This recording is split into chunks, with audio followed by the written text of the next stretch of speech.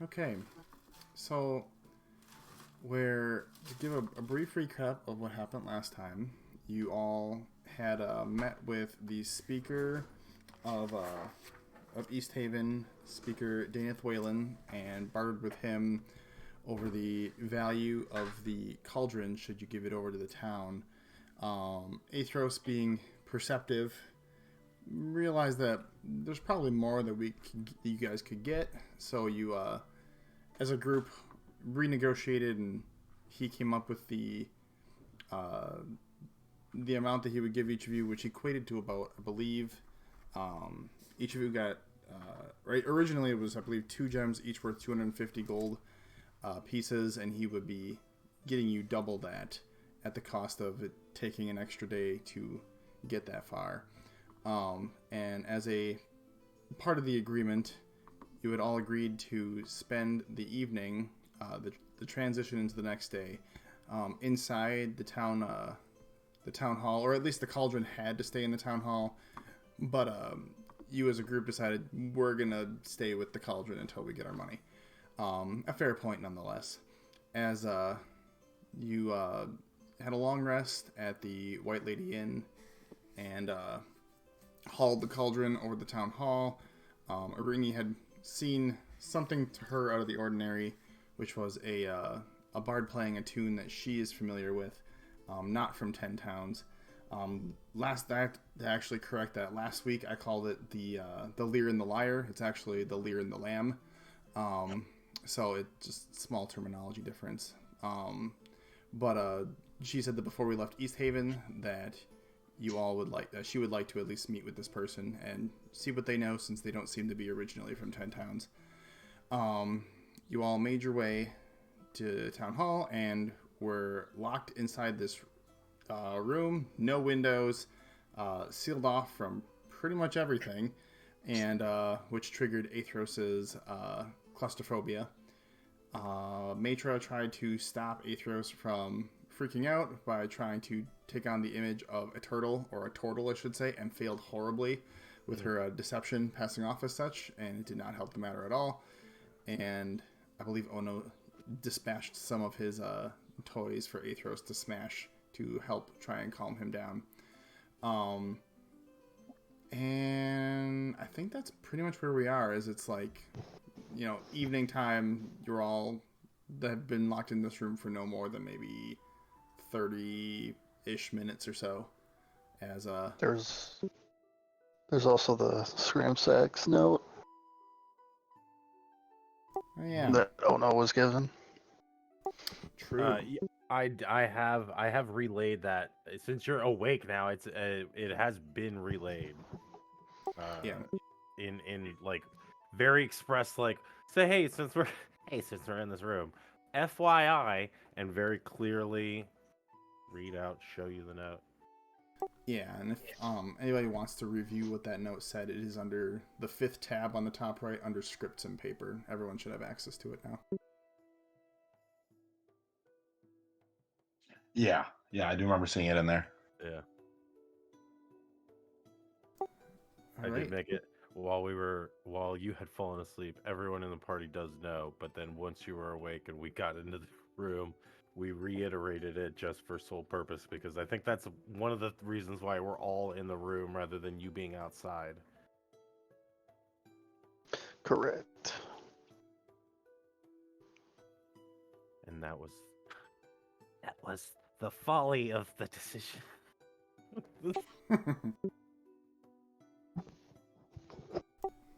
I guess as this evening unfolds and you've all taken a long rest, is there anything in particular people want to do or try to do within this room?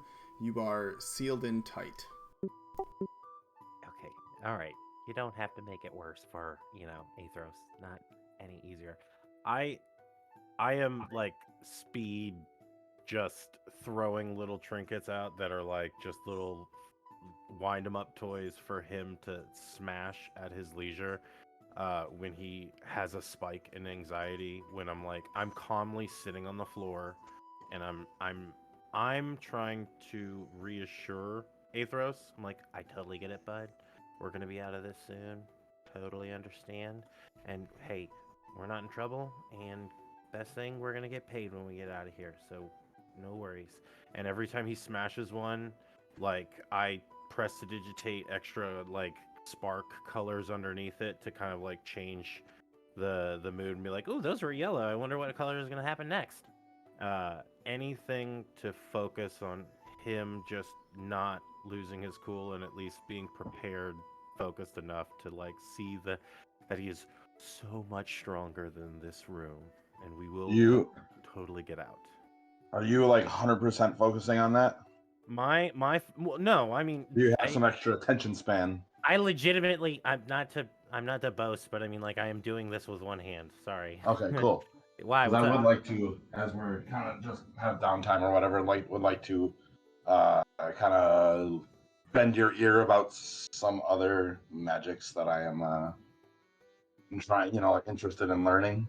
Yeah, I mean, he's smashing it like every Oh. 5-minute intervals. I think he's taking a breather to freak out, and then he smashes. Because above table, I do have access to magic missile, but Oh, role shit. play wise, yeah, What? I haven't learned it yet. So role play wise,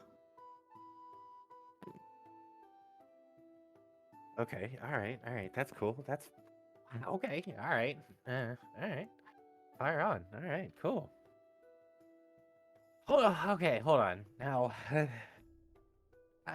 my book is open, and I'm taking notes. I'm trying to like take notes and write with you at the same time. How did you learn this magic? Wife is dying. what's that? Sorry, wife is dying. Oh, I like how? Wait, where did the magic come from? Wait, how? I don't know. Not that I'm saying it's a bad thing. This is awesome. No, I don't know. There's like a small portion of my book that's like literally proxy, but just like I just kind of like saw you doing the stuff and I tried it. I learned it from you. I mean, Pretty that's much. I mean, I love. I'm sure there's something. I'm sure somebody So, in my history knew how to do that stuff too. But firing off osmosis, possible lineage. Love it. so like, Make yeah. I another mean, if you trinket could throw help it. me learn how to actually do this, that'd be cool. 100%. That's easy work. I mean, magic is. And then I look at Aethros, and then I look over at Iibryn and Arini, and I'm like, Magic is different for everyone. You know, that's the beauty of it. You know, the tendrils and weaves that kind of filter in and out of us. Those who are able to manipulate it, those who have kind of divine kind of help in the sense. You know, it's a wonderful magical thing. Anybody who knows magic, love it. the huge dent. Kitty is super smart. Make another toy and throw it in front of Aethros. How are you doing, Aethros? So, I've actually been more or less ignoring those little toys, and I want to jump inside the cauldron. That's totally fair. I ask as you've settled in, do you want to make a fort in the cauldron? I'm just, like, muttering to myself, not making any sense. I've gone Okay. crazy. But hey, bud, would putting the tent help? Like when you want to throw the tent up, you want to sleep in the tent. Do you want to cast blanket? I mean, I just completely ignore you guys. Like, yeah, I've lost it.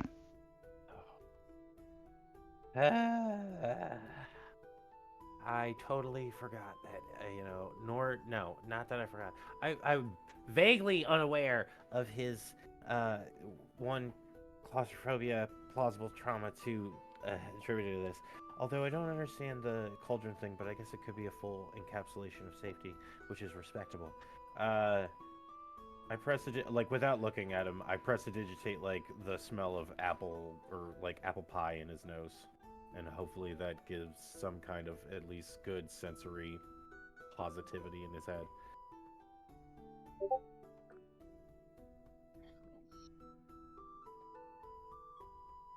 I'm at a loss for words. I've literally only dealt with claustrophobia once, and it was with a human, who not like human. Like I mean, I don't think Aethros is human at all.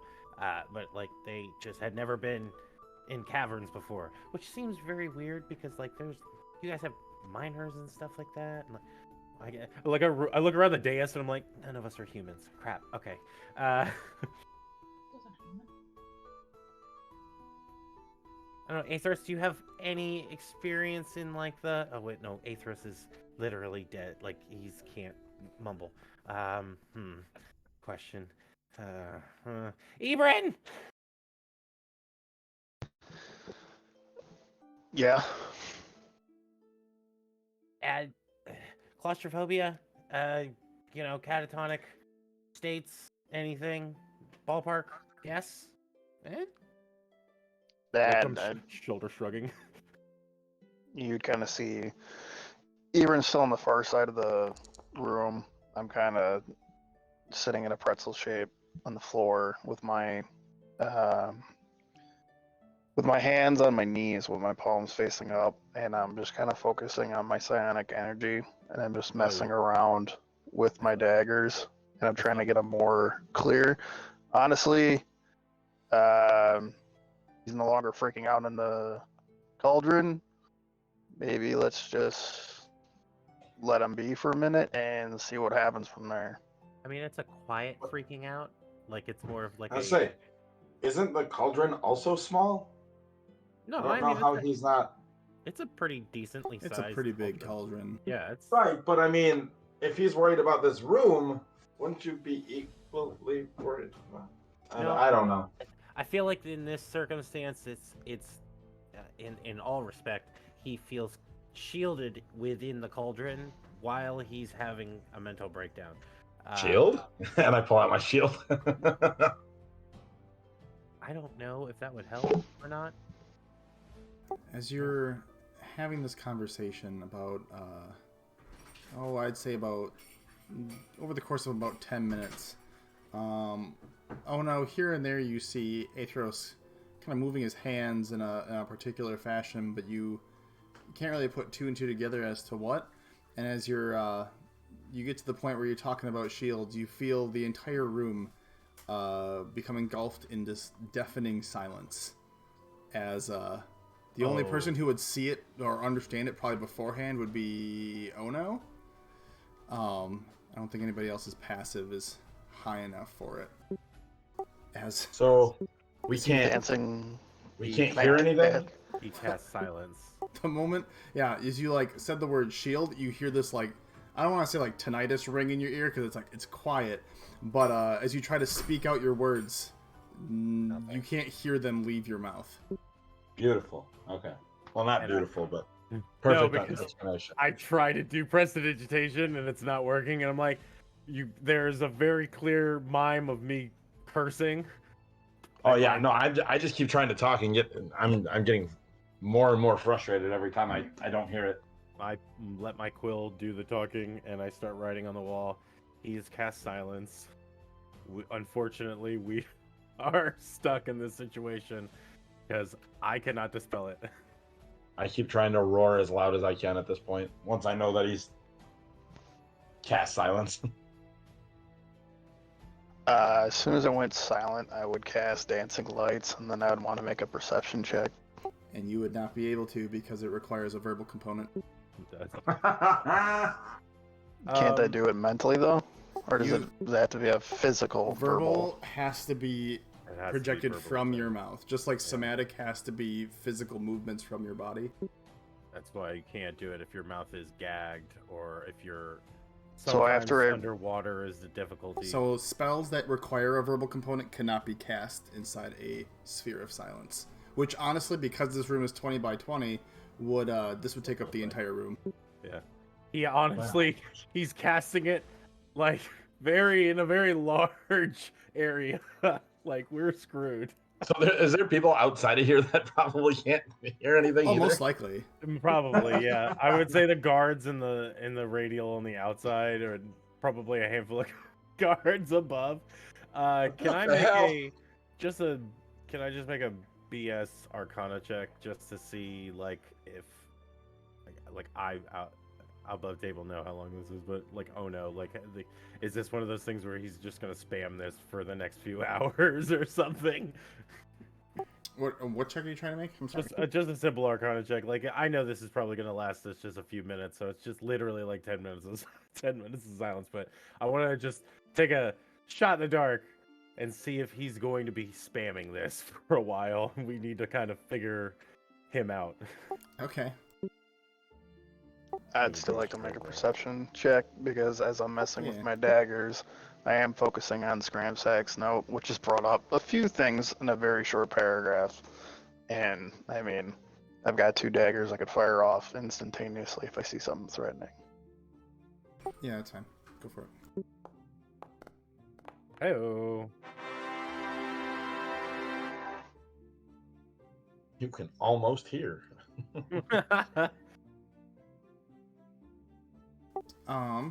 His ear pops. Right? Starting with oh no. The magic behind this, you have a basic understanding of what Athros can do. I say basic because he is in fact a loose cannon. But it seems like because of the length of time it took to cast this spell, he could potentially repeat it multiple times, but given that the spell, I believe, also requires a verbal... No, it doesn't. It requires somatic and material. Never mind. He technically, to begin the ritual, he could probably begin doing that when this one begins to wear off. Yeah. So I just write, real quick, he's gonna probably keep doing this for a while. We probably have like a minute after 10 minutes to kind of stop him with verbals. Violence is not the answer. I write very clearly on the wall in my script. Unless they're bad guys. I'm still just trying to roar.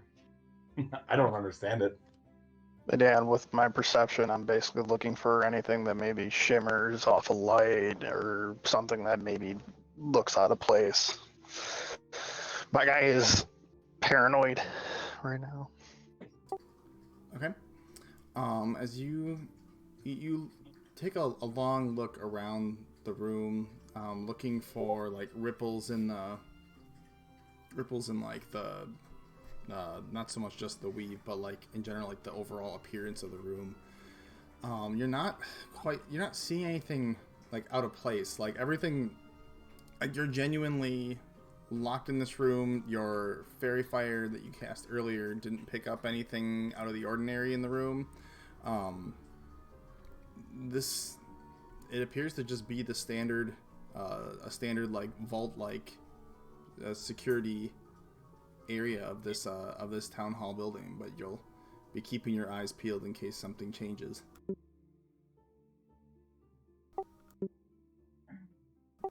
After let's see, silence lasts for I believe 10 minutes. Let me double check that quick.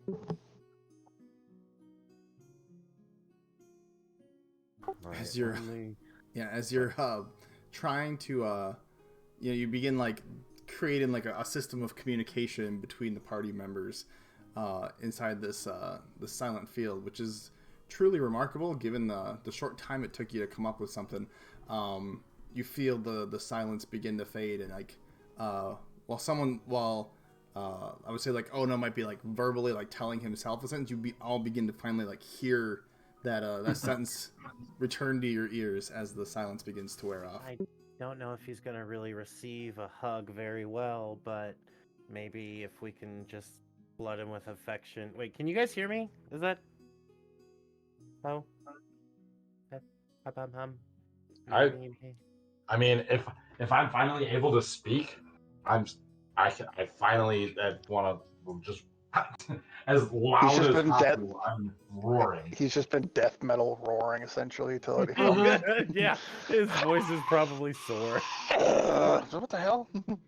I would say, Big Tune, make yourself a performance check with advantage. Sweet. His voice is Let's There go. you Powerful. As you as you hear the silence beginning to dwindle, you finally can hear your voice leaving your mouth as you let out a fantastic roar for everyone to hear, to the point where people kind of have to like cover their ears. It's remarkably loud. Actually, after Goes- 10 minutes, I'm kind of happy about there being a loud noise. Goes right up to the cauldron and roars into it right at Aethros. Yo, I was just letting it loose in the air. could trigger him even further. Let's not. I thought about it, but no. Yeah, so Okay. at this point, I'm gonna stand up out of the cauldron, take a deep breath. Okay, I think I'm good now. Just need a moment of quiet. That's fair, bud. Totally fair. You. But for real, we should try and get out of here. That's Well, okay. I mean, I think the Or- best way we're gonna get out of here is just by chilling out until they unlock that door. yeah. Why don't you just take a nap? I was gonna say, why don't we have people take shifts of sleeping and then I mean, I ain't tired and I ain't gonna flip-flop. be tired. I'm I cool. mean, I got a couple of things I could do while we're locked in a room. I mean, if it's it's cool with you guys. I don't care. Yeah, I'll help you out. Whatever you need. Wiki. That I can do. As I'm still sitting on the floor, legs crossed, kind of messing with the daggers, I'm gonna let them dissipate for a moment, and I'm gonna kind of just. I don't know if I want to psionically do this or not. I guess I would ask a Matra if I could talk to her for a brief moment. While a bit I want you to. Oh, she's gonna make an insight check. One sec. Okay. Is there any hostility towards her? No. Okay. I've been trying to make amends. She can forgive me when she's ready. I just have a question for her. And she would, while hesitant, approach. Yeah. How can I help you? So obviously, I understand the hostility towards me. I've apologized, and I'll continue to do that. But I have a question for you. I don't know if you fully understand my abilities. I don't even understand it myself. But there was a moment when you disappeared, I was able to psionically link with Fregus and Ono, and she showed me some visions of past events I don't remember because I wasn't here. And I'm curious, since you opened a portal and that we had to walk through, if I were to attempt to make that psionic connection again, would it work? Or are you able to open that portal again, maybe here, and I can maybe talk to her again?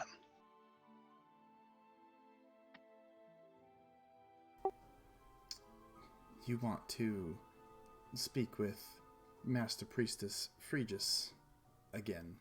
Am I hearing you right? Do I want to? No.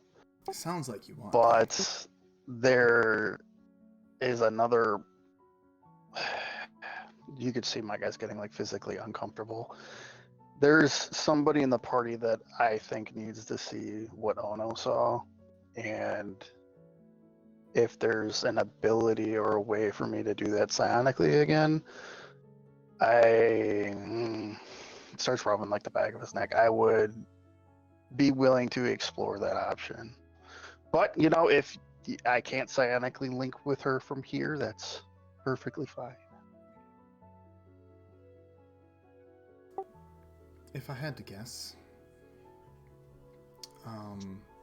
your psychic connection thing that you do, I'm assuming it probably has some form of limitation on how far you can talk to people or link to them. Does that seem accurate? I can do it within about a mile. That's why I'm curious, with it being kind of a portal you open, if that's still on this plane within that distance, or if it's a different plane. When we went through and did the trials, the portals that we opened were of the same plane of existence that we are all on currently, but I'm not exactly able to open those all just on a whim. They were predetermined locations that required a self-sacrifice of my own blood to be able to open in the first place. Hence the radiant glow and all the, the semantics that cause them to open. But there's predetermined locations for those to open. I can't just do it anywhere I want to. If that was the case, it'd be a breach of even Phrygis's own security. Someone could just take over my mind and open it when they wanted. That restriction's in place for a reason, I suppose. He'd kind of rub his hand through his beard, kind of rubbing his chin. He's like, yeah, that's a good point. I've just had a lot on my mind in the last 24 hours, and like I said, I apologize for hostility in the past, and if you may never forgive me, so be it, but that's all I really wanted to ask, Matra. Thank you. If your friend needs to know what happened, have you had a conversation with them about it?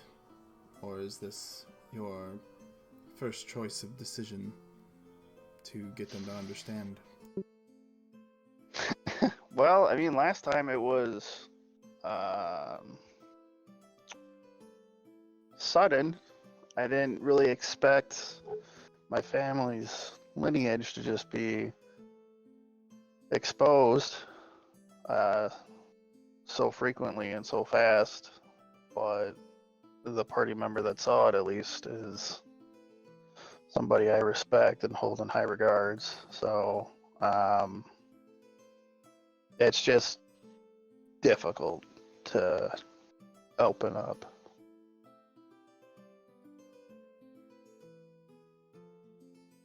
But I probably should talk to him soon, because I feel now that we have this note from Scramsax, I'm not sure if it's just myself in danger or maybe it involves him as well. I think it would be best to have that conversation with your friend, compatriot, whatever you all call yourselves, and if it's something that's required, I mean, the next time we're in Targos, I suppose we could try to see her again, but like I said when I first met you all, that was the first time someone has had to, or she's summoned anybody to come see her since she went into the Pillar of Ice. But what do I know? Not exactly in her highest of graces, so. It's interesting that she chose me out of everybody too, but it's... I see why. It seems familiar bonds have crossed and are tied. But thanks for talking with me. I know you didn't have to, but I do appreciate it. Slowly but surely, my hostility will dissipate, but it's not going to be a quick process, and I'm sure you understand that. And she would stand back up and go back over to wherever Iibryn and I forgot you guys had Spit too, wherever Spit is too, and hang out. All right, I'm not saying that you're cheating, Kitty, but there's no way that you pulled 5 aces.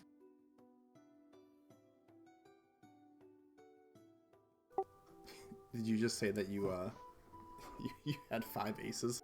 Yeah. I rolled a 1 on my sleight of hand check, so he could have just made up a fake card. Like he's. I feel like he pulled out the playing card set for a reason.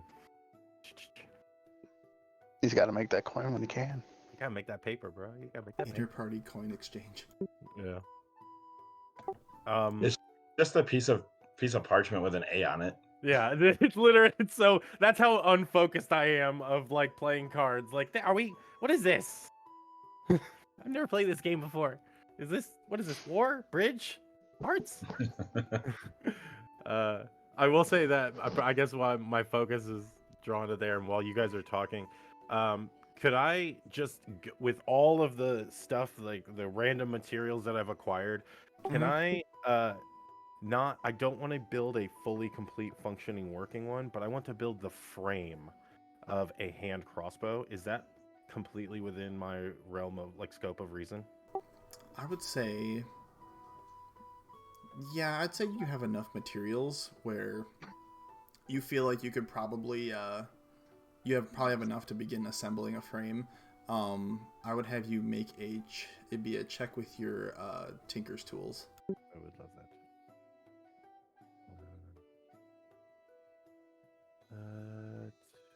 Where's that? The thing on the thing. Can I? Oh wait, there it is. Right? Skills. Tinker. There it is. Features. Tinker. Nope, wrong one.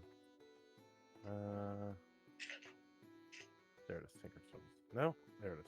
Use tinker tools. Can I guide myself? You know what? I'll allow it. Woo. Well,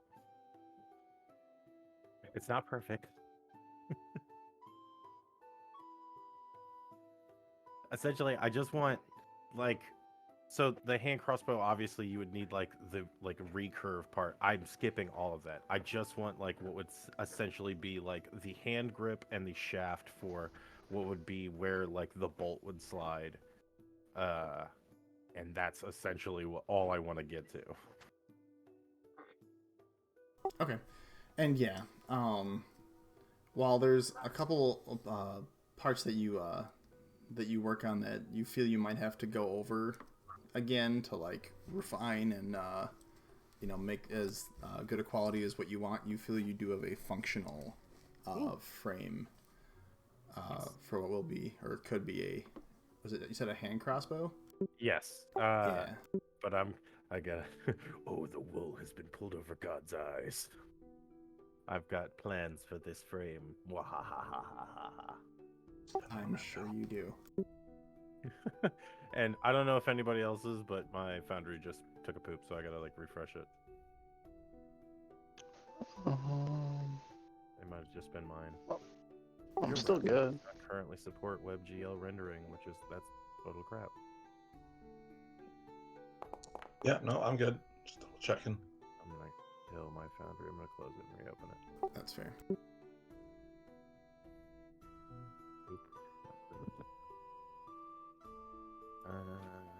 Bloop. Nope, that's definitely not my password. Holy crap.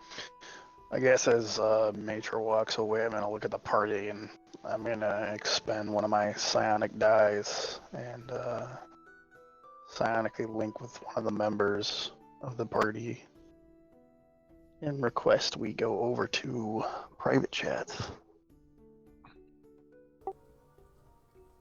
And it's a big tune. I'm assuming that you want to. Correct. Oh, you don't want to be inside my head, man. Could be worse. It could be not a safe place, man. As a I'll hop over there. yeah, as you make your psychic connection with Big Tune and begin having your conversation, we'll just briefly pop over to private chat. So, as Ono is tinkering on his hand crossbow, and Matra and Iibryn and Spid are learning how to play a game of cards, and Athros is either doing something himself or joining in on the cards or watching Ono tinker. Just trying not to have another panic attack. That's it. Keeping himself calm. Whatever it takes. All right, Nick and Jonathan, let's pop over to individual for a second. Okay. As Big Tune, as you're finishing that hand in cards and wondering why there was a piece of parchment with an A on it from Ono, you feel something probe into the back of your mind. Not malicious, not hostile like you felt before in a couple other instances in the north here, but something familiar, almost warm in its demeanor. You feel one of your party members linked to you. I start itching my head. This is a first, though. This sheriff's office, we should have been psionically linked. I don't believe so. Oh, well, I would probably just clear my throat mentally and be like, Big Tune, if I could talk to you for a brief moment over here, that'd be great. It's Iibryn, by the way. Oh. I definitely half speaking out loud, too, by the way. No, I have no concept of this, so. Yeah, as Big Chin mumbles some words out as this link is happening. You see various party members turn and give an inquisitive look as it's a bizarre thing going on.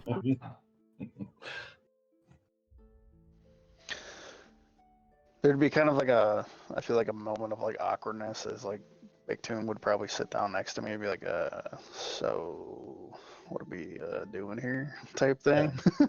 Yeah. And I'd be like, all right, I'm saying all this mentally. And yeah, no, I understand that. Above table, I understand that. I'm not sure Big Tune understands that. I guess I would ask, when we first met in the tavern, did you feel any sort of connection or kinship towards me? I don't know. I mean, I'm pretty cool with just about anybody. As long as you ain't from a church. I can kind of relate to that. So obviously I've made some questionable choices so far in our brief journey here, but it is what it is.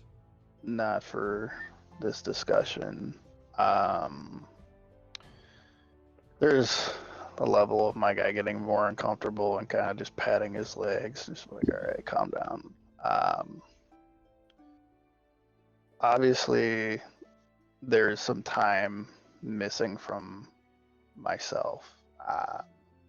There's a gap of where I should have been and where I am now, and there are certain circumstances that led to that is why I'm here now. I've come back to figure out that, right some wrongs, and I'm looking for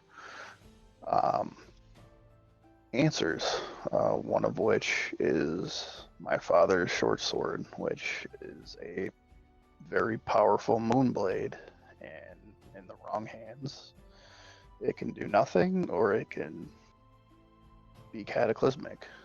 And when we were talking to Freegus freezer lady, when you say Freegus, I'm just like, huh? And then you say the other names, I'm like, oh yeah, totally. I chose to psionically link with Ono because he has the ability to write everything down, and I feel like there's obviously that moment of where we linked and then my demeanor changed. Sure, if you say so.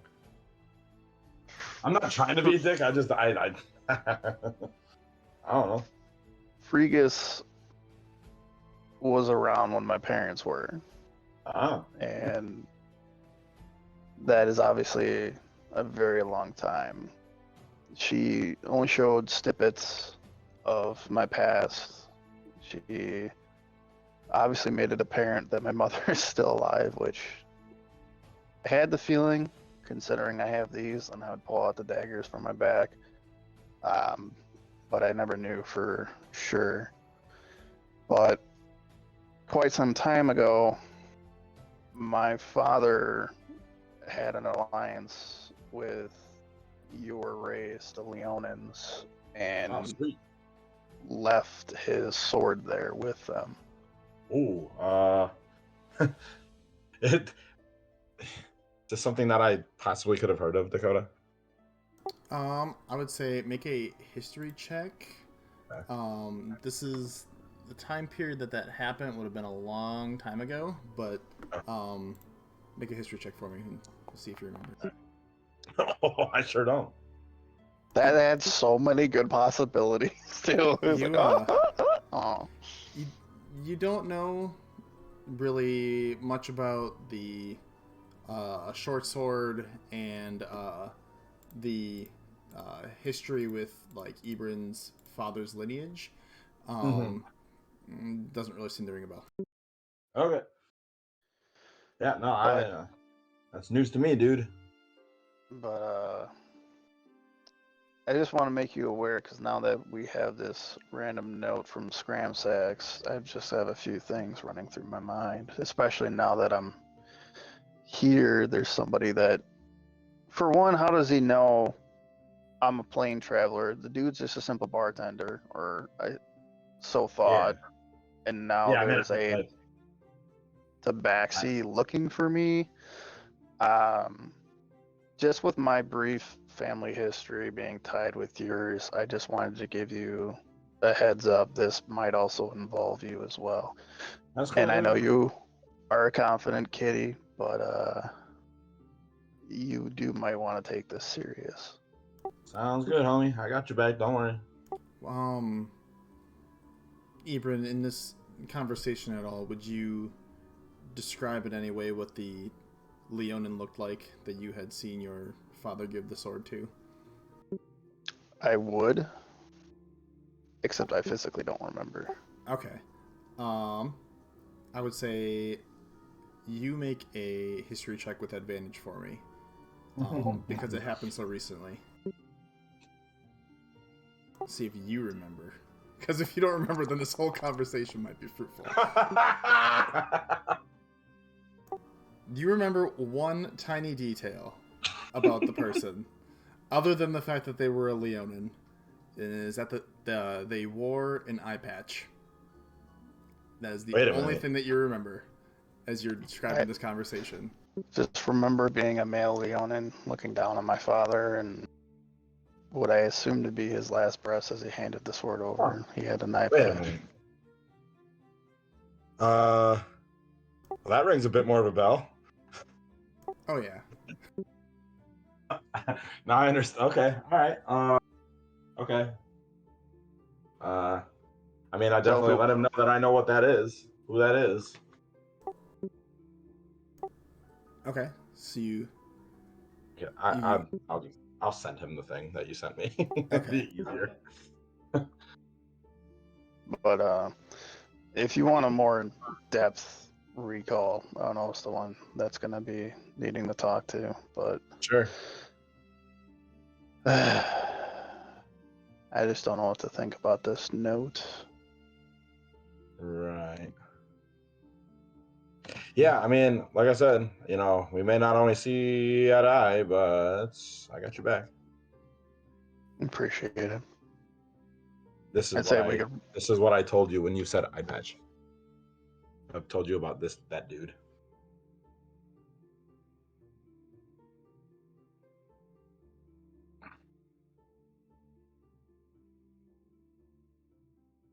So like he is very very important as far as my tribe goes.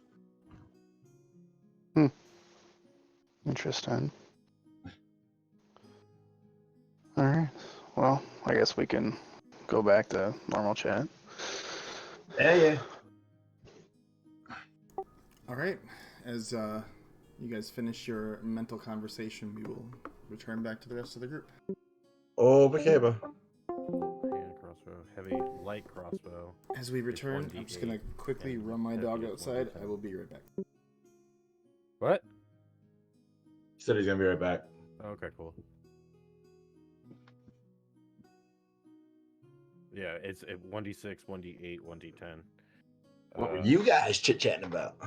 Crossbows and stuff, you know. How we're gonna use them to kill you guys? I don't know. It's all good. Sweet. Don't tell him the plan, Aethros. Yeah.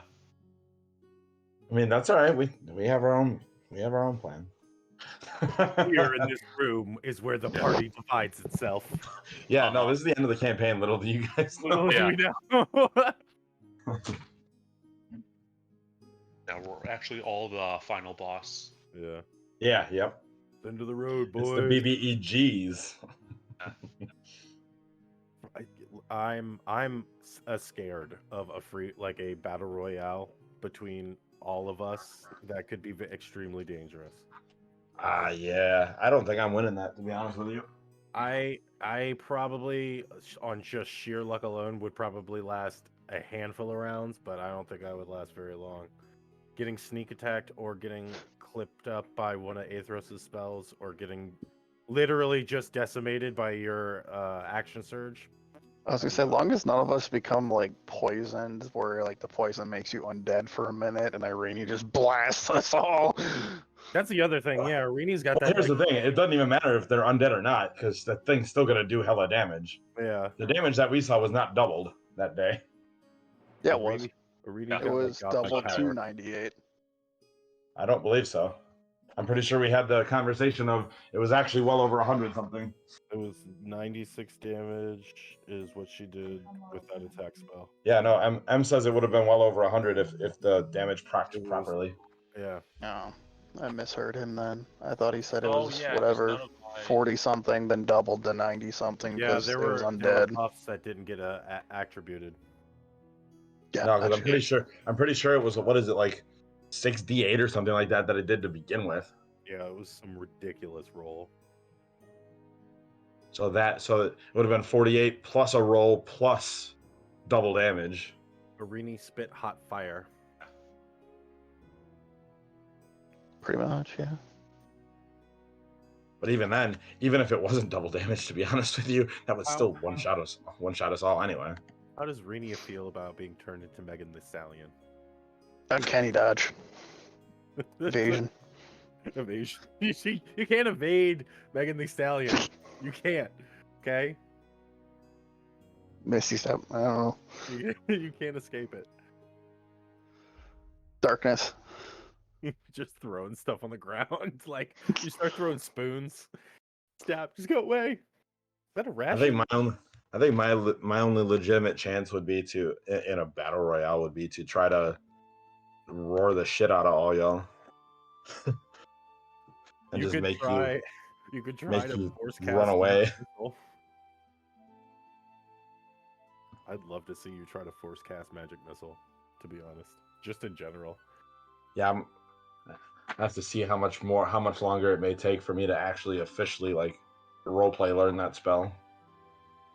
You have access to level 1 spells, but you can't cast them. But you have access. It's just a roleplay thing. Just because I haven't done anything to learn it.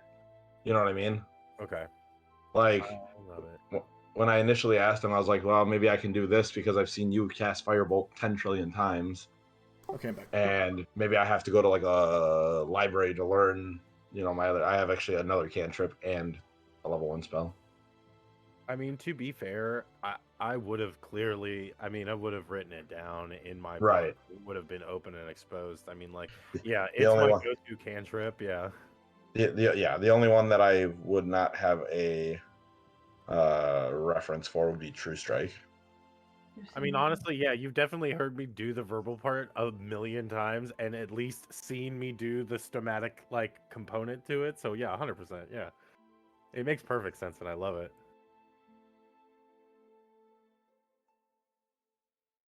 All right. So I think So as just things of note for the rest of the party as this conversation would take place, Big Tune and Iibryn would at some point be like either sitting across from each other or nearby, and randomly out of nowhere, you would see Iibryn grab out his blades and look at them with not saying a single word, and then put them back.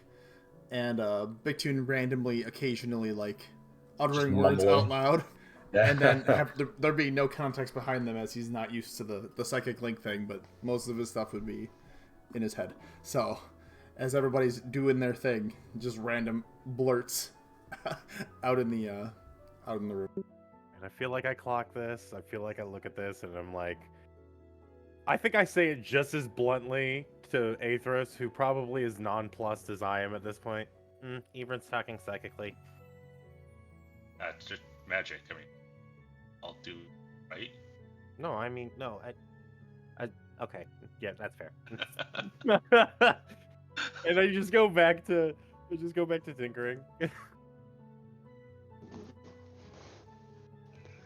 All right. Was there anything else that people wanted to do as time passes in this room here? Otherwise, we can fast forward as much as we need to. Yes. What? Super quick, if you will allow me. I haven't done it in a couple of days, and it's not like I have to do it. I have to do it at the top of my day, but it's not like do it at the top of my day. But I would like to imbue or infuse this frame, if you will allow me. Okay. So I would like to, while we're sitting here and while everybody's doing their thing and chit-chatting, and like I made this kind of BS looking toy frame, literally the frame I posted without the bow part and string. It would just be without the trigger too. It would just be the wood frame such as that. Okay. And I want to take the time to imbue it with repeating shot, which is one of the infusions that I had taken. Right. If you will allow me. Yeah, I'd say that's totally fine. And then I guess, I mean, we're gonna obviously be here overnight, right? So, Right. do I need to learn more still before I can use magic missile, since Ono has done it, and I, trying to learn from him? Could I help him with at least mastering Firebolt or Magic Missile? I would say, so the nice thing about Firebolt now is now that you've successfully cast it, you don't need to make the checks for me every time you cast it. But Magic Missile, if you wanted to work with Ono, either before or after he does his infusion, it doesn't matter when, you would be able to, I would say, take some time. I would say, Big Tune, I would have you roll an Arcana check with advantage, to see if you both retain the whether it's verbal, somatic, or material. I think it's just verbal and somatic, isn't it? It is verbal and somatic. So I can teach him the verbal part easy peasy, no problem. The stomatic, I have it in my spell book, but I can also teach him how to do it. Like I can show him the hand signs. Right. Yeah. Am I making that check now or next, like when I want to use it? I point his fingers at the door just in case. Like, no, over the cauldron, For the sake of memorization and like retaining that knowledge, I would say that if you made this Arcana check, you wouldn't deliberately have to cast the spell. It's more so converting this magical knowledge to memory in this instance. Okay, and you said with advantage? You'd have it with advantage because Ono is like guiding you on how to cast the spell. Close your fist and point your index and middle finger on both hands. That's not good. great. That's not good. learning. No, you're flipping me the bird though. No, you're okay. As you walk through this, it's a lot like the what is it? Phoebe and Joey. Crunch. As Ono's like, yes, do it this way, and Victor's that's exactly what I am doing. And it's like, no, you're not doing it that way. Like, you feel that it might take a little bit more time, either working with him or trying to use it in battle. It'll take a little bit yet, but you're on the something. I was thinking the stairwell scene. Pivot. No, pivot. That's when we got this thing in the. That's how we got this cauldron in the room. That's Yeah. I'm assuming we were going with the when he was teaching or when she was teaching him French, right? Yeah. That's what I was thinking. Yeah, I was. But no, I'm like making a note. I'm like, it could be possible size of fingers. We may have to readjust, and I know variations. So maybe we'll try this later. You have the verbal part down.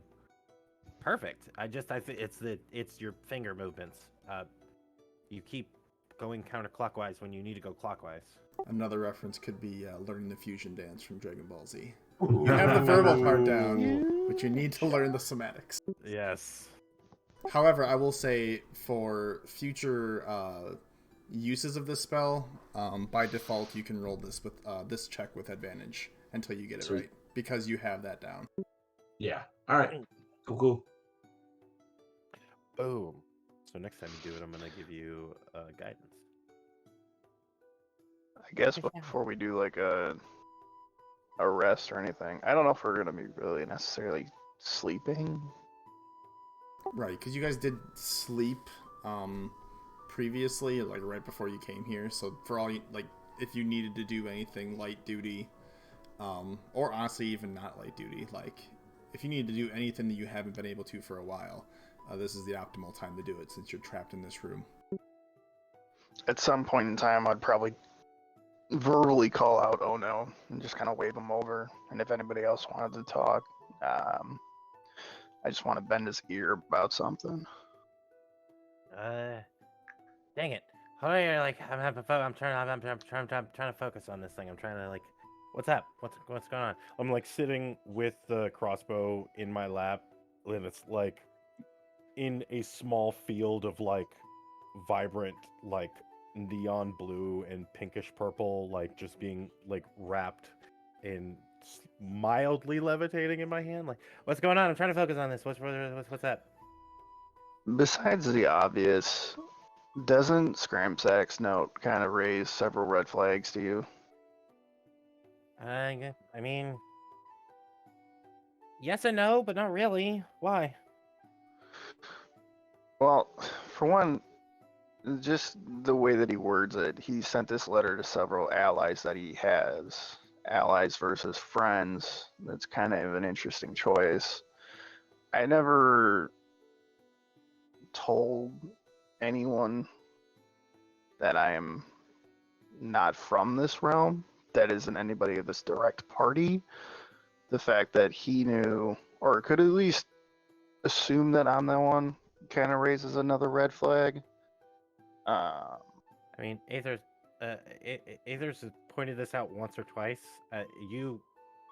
It's not like you're very inconspicuous when you have your hood off. I mean, you are an elven in very much a look, but on closer inspection, you have features that are not like wood elves, high elves, like you, Eladrians even. Like, you have a different look about you. This is not unusual. And I look at Kitty for like reference. No, yeah, I mean you're right. You're right. I like, to be completely fair, Iibryn.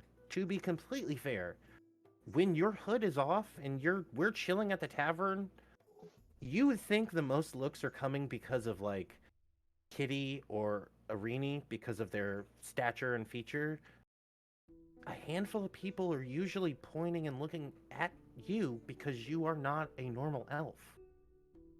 And that pisses me off. I think they're scared of you, to be honest with you, but I mean, to be fair, yeah. I mean, anything they don't understand, these small towns, especially when you do the red eye thing, which is totally cool.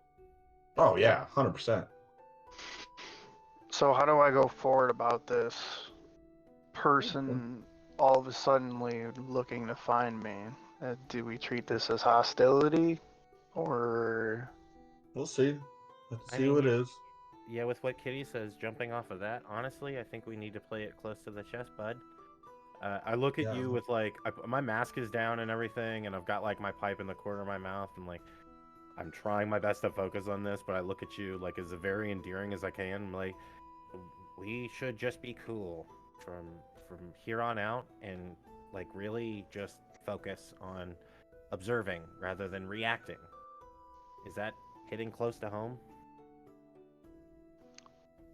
Basically, one of the last things I was told before I came here is, be careful who you trust. And if you ever have a suspicion that you're in danger, it's better to be on the offense than it is in the defense, because if you're in the defense too late, it could be too late. And that's great That's fair, advice. but we got your back. I mean, you Yeah. ain't gotta worry. That's great Like advice. like when you were alone, yeah, I understand that, but Yeah. you got guys on your six all the time. Yeah, man. We are. Like I'm really trying to focus on this, but like at this point, this is capturing my focus. We are doing, everything in our power to at least avail you of that like sense of mistrust. I hope you trust us enough to like trust us. Yeah. Your sleeping habits are one thing. We get that, like, you don't want to be sleeping around us, and I get that. You sneak out every once in a while, but I mean, like, we have only ever given you the opportunity to trust us, bud. I mean, like... I wouldn't throw myself on the front line if I didn't believe you guys didn't have my back. Granted, lately I've been good, but not always the in the back, solution. but That's what's the front line. Yeah, like again, good. But I mean, also. Well, hey, there was that the moment with ouchies. Suffolk that I kind of realized, like, hey, I can do my stuff from range. I might want to take a break from the front for a moment. Yeah, you're good. You're good when you hide and sneak and attack. That's the best part of waking up. Speaking of Suffolk and his traveling group, you could guys see my guy kind of like look up into space for a moment. The leader of that was a dwarf female, but wasn't there a tabaxi in that group as well? I don't have keen mind, but I think... Let me actually go through my notes actually real quick, because I think I wrote down... I'm going to be honest with you, like above table, I'm going to be honest with you, I don't think so. I think... I think we ran a brief description of who ran was into in a the party tabaxi before, I'm pretty sure. Yeah, we ran into a tabaxi before, but I don't think within the description of who was in Torga's party, I don't recall any tabaxi, unless God wants to correct me real quick while I shuffle through literally like 8 pages of notes. As clarification, the vast majority of you would be correct that there was no tabaxi in Torg's traveling merchant group, but you did run into a tabaxi merchant group at one of the booths nearby Torg's. I believe Athros and maybe Iibryn or someone were there as a distraction while Bictune and Suffolk had their moment. Yep. Because that's when Iibryn was looking at bongos or something. Okay, I knew there was something to do with tabaxis. That makes sense, because otherwise I would have tried to exert my influence. Exactly, which is another reason why it was an indicator why they weren't a part of it. But you have encountered tabaxi in the north already. Well, I guess since the majority of us are here, as I look up and now kind of realize Athros, Bictune. Oh no. I assume Iibryn, Spit, and Matra have worked their way over here now. Yeah, or at least they'd be closer into earshot. Where is our next stop? Based off of his note, he sent this tabaxi to Termaline, which is the opposite direction. I mean, we're going to get paid in the morning, which is great. I would like to stop at the armory here, maybe get some upgraded leather armor, but what do you guys want to do next? Yeah, I'm all about shopping, but I feel like, I think the quicker we can kind of kick rocks out of this town and not go to Termaline, because obviously, or maybe going to Termaline? No. Avoiding Termaline would be a good idea. Yeah, I don't think we seek this person out. I think we just lay back and... Yeah, like, let them chase us. Mm-hmm. Honestly... For above table moment, or I guess to the party, I believe there was still a contract or bounty in Lonely Wood. Do you guys remember where the other ones were? I do remember Lonely Wood, yeah. Let me see here. I think that was like an albino something rampaging. No, we're in Easthaven, right? Yeah. We're currently in Easthaven, yes. Which is the furthest city. I think there was something in Goodmead. Right. I don't remember what it was, but I swear I remember there being something in Goodmead. We have the Care Duval, Copper's Quest that we have kind of still sitting in our books. We can kind of go northbound Care Duval. There's the McCready's or something like that. Black Carbon, something. I wrote a bunch of weird notes. Sorry, this is literally, I was in the middle of transition. Can I make a history check to see if I can remember this? Yes. I give him the help action. Sure. So roll with advantage. I give you guidance. It's like, I don't want to say, because it might be a hot minute before I remember anything. Let's go. Let's go. You'll love to see it. Okay, so what do I God, remember? please help us, because I'm going through all of our notes. There was a albino or white moose in Lonelywood that they put out a bounty for. You have the quest from Copper Knobblecnocker to check in on his pal up in Cardinival. That's who it was, yes. Was I wrong? Was there nothing in Good Mead? In Goodmead, someone had stolen the casks. There's a bunch of stolen casks of honeymead that they would like track down. I do like mead. And that's pretty much what you've found so far. The other one was the fisherman in Easthaven, and Yes. that was also reinforced by the sheriff. Which we just completed. Right. Well, I'm I mean, we have options. Yeah. You can also Please. ask around at the tavern. Sometimes people know Right. things too. 100%. I mean, I definitely like kind of look at Ono like, do you want to go figure out what's going on with Knocker? Yeah, Knobblecnocker's quest is, I feel like we could do it. It's honestly, I feel like that's one of those back burner things, because it could be like this fisherman's quest. They could be okay, or they could be dead already. Right. Honestly, I feel like at this point, us making a very solid decision, they could currently either be in the throes of being devoured by some kind of frost beast, or having a lovely, porridge. Who knows? Right.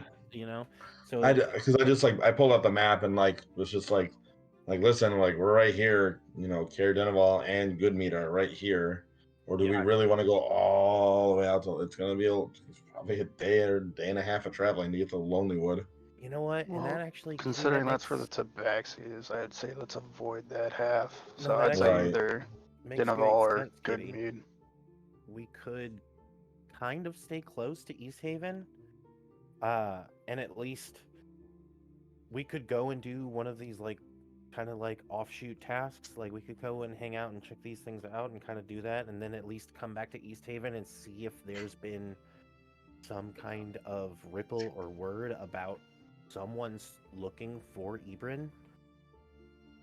Because, I mean, we're already good with the people in the town, and I think if we come out of this deal on top, at least we have a better ear to pull with the townspeople and the guards, at least, to be like, hey, we stuck by our word, you stuck by your word, everything's copacetic. Could you just give us the heads up if someone's looking for our family member, Or at least keep it on the low, like you've never seen him. Right.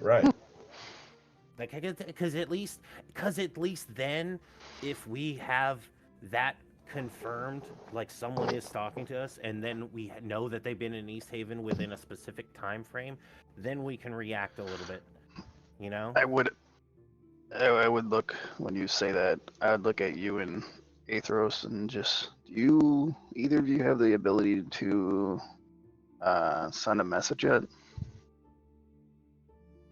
Not yet.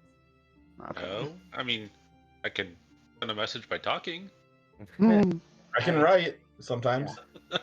I know of the magic that you speak of, Iibryn, but I do not possess the ability to do that. Honestly, it's one of the things I'm definitely researching. I've definitely got the sigils for it, but I just don't understand the concept or the follow through of it. Honestly, it's a little bit out of my grasp. Although I feel like I definitely know how to do it in a short range fashion between like stones.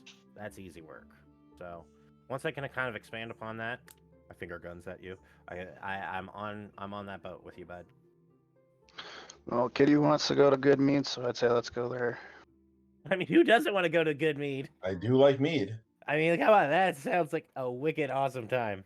And to be fair, they've got what like beyond the Good Mead. I hear that they got some other cool stuff in there, like a mead hall. So And more mead. and yeah, honestly that's a great idea because like I need some more supplies, and honestly to make mead there's an abundance of supplies, so that's really actually a great idea, because then we would be close enough that we can still kind of double back here. All right. It's settled then. I mean, I don't know. I mean, it's not settled, but we have an idea of what we kind of want to do. Either way, and I kind of look at Iibryn. Either way, I think for the time being, till we start to figure this out, you and I should probably stick together as much as we can. Just because if this tabaxi is looking for you, well, they're not exactly fond of me, so they're gonna be a lot less likely to approach. Also, the good part is, like, if we are traveling along the Eastway and they decide to travel along the same road, we could catch them on the drop or cross paths with them, or the worst part would them getting the drop on us. But I mean, honestly, at least then we would just cut to the chase and be like, "Why the heck are you following us?" And then we can just nip that in the bud. So it's a win-win, honestly, either way. Very true. All right, well, As the- let's. As the door to this chambers, I think, are opening. Would you say that it's been at least a short rest? I would say over this period of time, it definitely has been. You have maybe an hour or two left before they're going to open the doors. So if you needed to take an actual long rest, you could. But for sure, enough time for a short rest has passed up to now. I will take a short rest. I'll just do the long rest to get my last hit die back. I'm gold. I will just for the sake of purpose. I'm gonna go back here, and I will do. I don't think that short rest does anything to help me, but No, Gets you it back. doesn't do anything. Doesn't get you back anything that you didn't already get back. right, exactly. But I mean, for the sake If of you were missing hit dice, no, you got to get those long rests. the long rest, yeah. Right. But that's all right. I think I'll Um, be all right for now. You would hear Irini chime in for a minute as you're all kind of discussing where to go next. Just remember too, I kind of wanted to talk to that halfling fellow before we Oh, left yeah. here. Yeah, sure. But I'm okay where if we go wherever, as long as we get to do something fun. I mean, that's totally doable. I might stop at the library while y'all do that, but Oh man, everybody is saying amazing stuff right now. I want to go to the library too. Damn. I got some other crap I want to look up. All right, let's not degrade what's in the library. That could be some pretty awesome. Hey, stuff. you know what? I'm still new to the library. Okay, you're not. Okay, all right, that's fair. I'm still learning. Literally.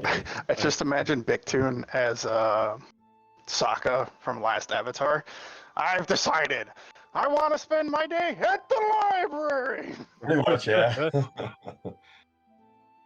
As your time in the room draws to a close, you hear the tumblers on the other side of the door. All of you, honestly, quite loudly, because this room is very, very quiet when no one's talking. You hear them begin to turn and toil over each other as you hear the creak of the door opening, and Captain Imdra once again opens and sees all of you and gives you all a once over. Well, you survived the night. Barely. Does Aethros just sprint out, or does he like Misty step out of there? What's he doing? Oh no! Now that I see the doors open, I'm completely fine. Oh, You okay. see this like humongous Yeah. wave of relief. Totally makes sense. Yeah, I'm fine staying in here a little longer. Just leave the door open. He's just sitting there jittering, doors open, he Yeah. just stops. All these squares make a circle. Uh-huh. Mr. Popo, tell me I can leave the lighthouse. As she kind of the door swings open and it stays open. No need for someone to hold it. We got there's breakfast available for you at the White Lady Inn. If you need it, the speaker is on his way back from getting the funds. He had to step out of town to collect some debts, but he'll meet you there. No more than, I don't know, maybe an hour or so if you got the time.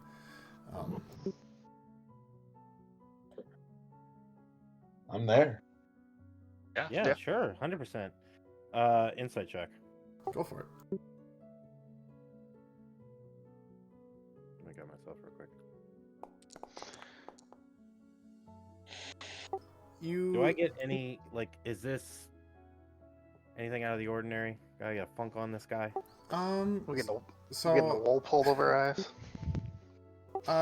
Imdra, the words that she speaks seems to be transparent and honest. She does seem to have a hint of concern, as she is not currently with the speaker. That the speaker did not take her along on his travels to go and collect the debts. But she seems, while concerned, confident that he'll return. Tries to kind of hide that feeling of concern that she has here and there, but you're able to catch it. Okay, cool. Alright, cool. I guess. What is I scoop up the Indra's broken role in the toys. town again? She's the captain of the guard. So she's your head honcho for town security. Well respected. Yeah. Gotta keep her on our good side. This is the person we need to, have to. Well, should we let her know of our little friend that is looking for us? We can. Maybe now is not the best time, but I mean, I don't see why not. Okay. Yeah, let's go get some food then. As you make your way over to the White Lady Inn, and you're met with a standard array of breakfasty type foods for the north here. Once again, some form of meat, most likely either a recently butchered steer of some sort or venison from some form of antlered wildlife. Meat or water. There's even like some forms of vegetables besides potato that seem to be available from some recent trades. So the breakfast isn't actually all that bad. The in itself is moderately warm. Probably about 50, 60 degrees. As you sit and enjoy your food, Captain Indra would join you all at the table, but refrain from eating as she kind of keeps her eye between the party and on the door. Not Ona would be able to see that it doesn't seem to be like a hostile, like setting up for an ambush, but more waiting for the speaker to return. There. And Also, super quick, if you will allow me, I made a verbal boo, not a hand crossbow, a light crossbow. Sorry. yeah, no, that's fine. Sweet. Okay. After about an hour or so, like she said, you would see a very well bundled up speaker, Daneth Whalen, walking into the door as he takes like this large scarf that he had over his face off and pulls some goggles as there's a bit of a snowstorm brewing outside. And he walks up to all of you, and particularly Aethros this time, who called out the gems yesterday. And Prestidigitate him warm. and he gives you an affirmative nod. Thank you for that. No Well, worries. I had to make a small trip to collect on some debts that needed to finally get paid. And, well, here's your coinage. And you see that instead of it being gems this time, It would be the equivalent of about it'd be another 500 per person for gold. So double what you originally were going to get for monetary purposes. It's instead of a gem, it's a coin bag this time.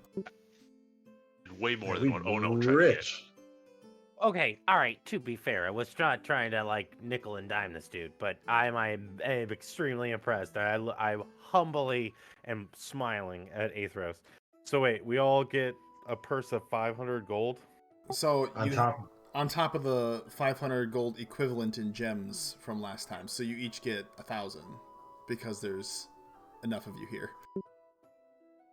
This would also include Spit and Matra for the sake of monetary reasons. So just so I'm very clear, I'm about to put a 1 in front of my gold number. Yes. Just making sure. Cool. Yes. It looks nice. And my game just crashed.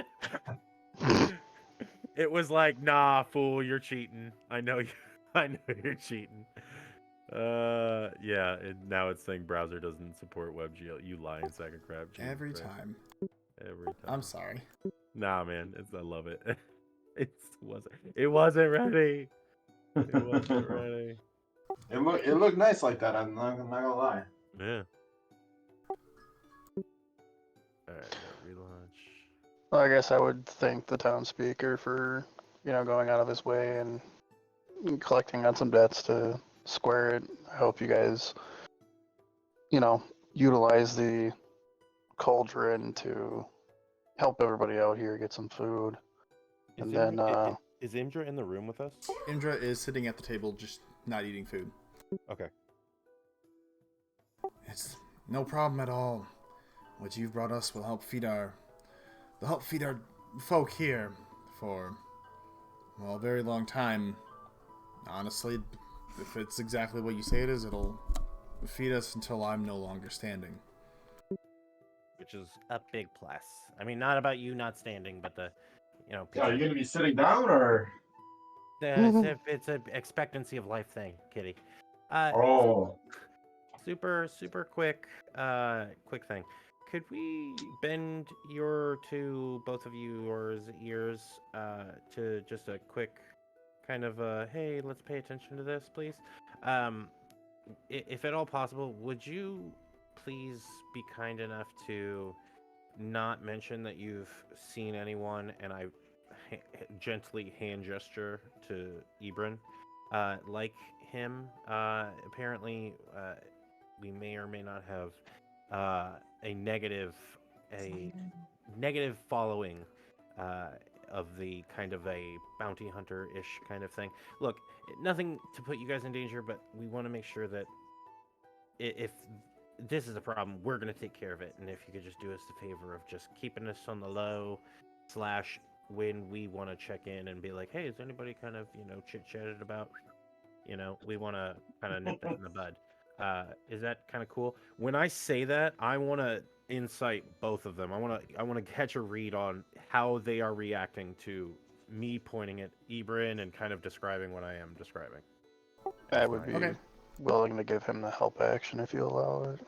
Yeah, if you two are sitting next to each other, I would say that, but like between looking glances at each other and looking at the people, I would say you could give advantage for it. Right, give me 2 seconds because I had to relaunch my browser. I get it, that's fine.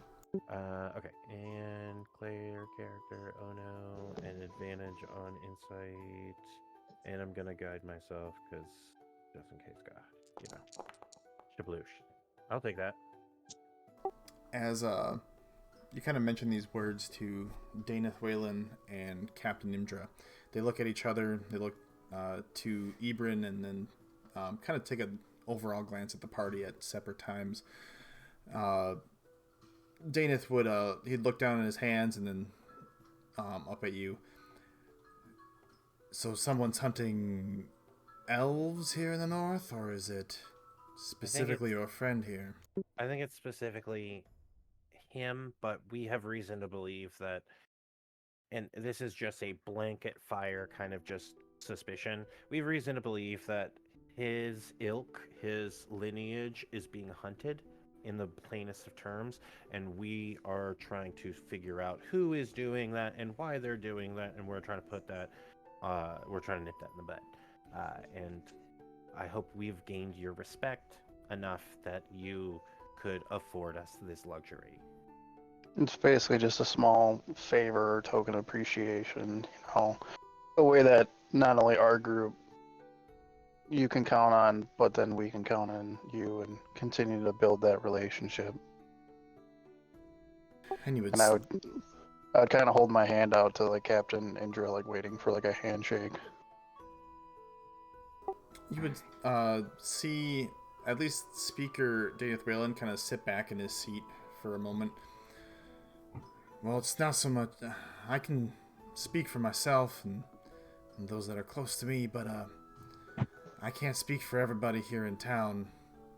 No. Keeping that confidential and quiet. If you're being hunted by someone, that's can help in the ways that don't break my own role as a speaker here, and if keeping my knowledge of you being here quiet is necessary, as a thank you, other than the payment that I've already given all of you, I can keep my, eyes to the ground on your presence here. Appreciate that. And he would look up to Imdra, who's, I guess, kind of like, she sits a little bit taller than what he does, him being a slightly shorter stature. Yeah, that's an interesting dilemma you seem to have gotten yourself in. She would say as she takes a scan at like Iibryn and such. If you're being hunted up here in the north, there's a couple people or a couple groups that they've made their appearance here in the past. Generally, it's been before the rhyme, though. Have any of you? Surely you've heard of the Hiroshima Huntsman in your endeavors. I would love to make a history check. Yeah, me too. Everybody Hero except what? first, everybody except Iibryn can make a history check on this one, because this would be something that everybody's probably at least has heard of, but your extent I don't know until we roll. You said Hiroshima Huntsman? Yes, the city of Hiroshima, but the Hiroshima Huntsman. Oh, what's up? Big Tune, you have no freaking idea. Nope, nothing. Not even the name right now rings a bell. Like Hiroshima, what? Like, I just turned to a whole He's too focused on the chapter in food. my spell book. Like, let's see if Irini. I'm gonna have her roll on too.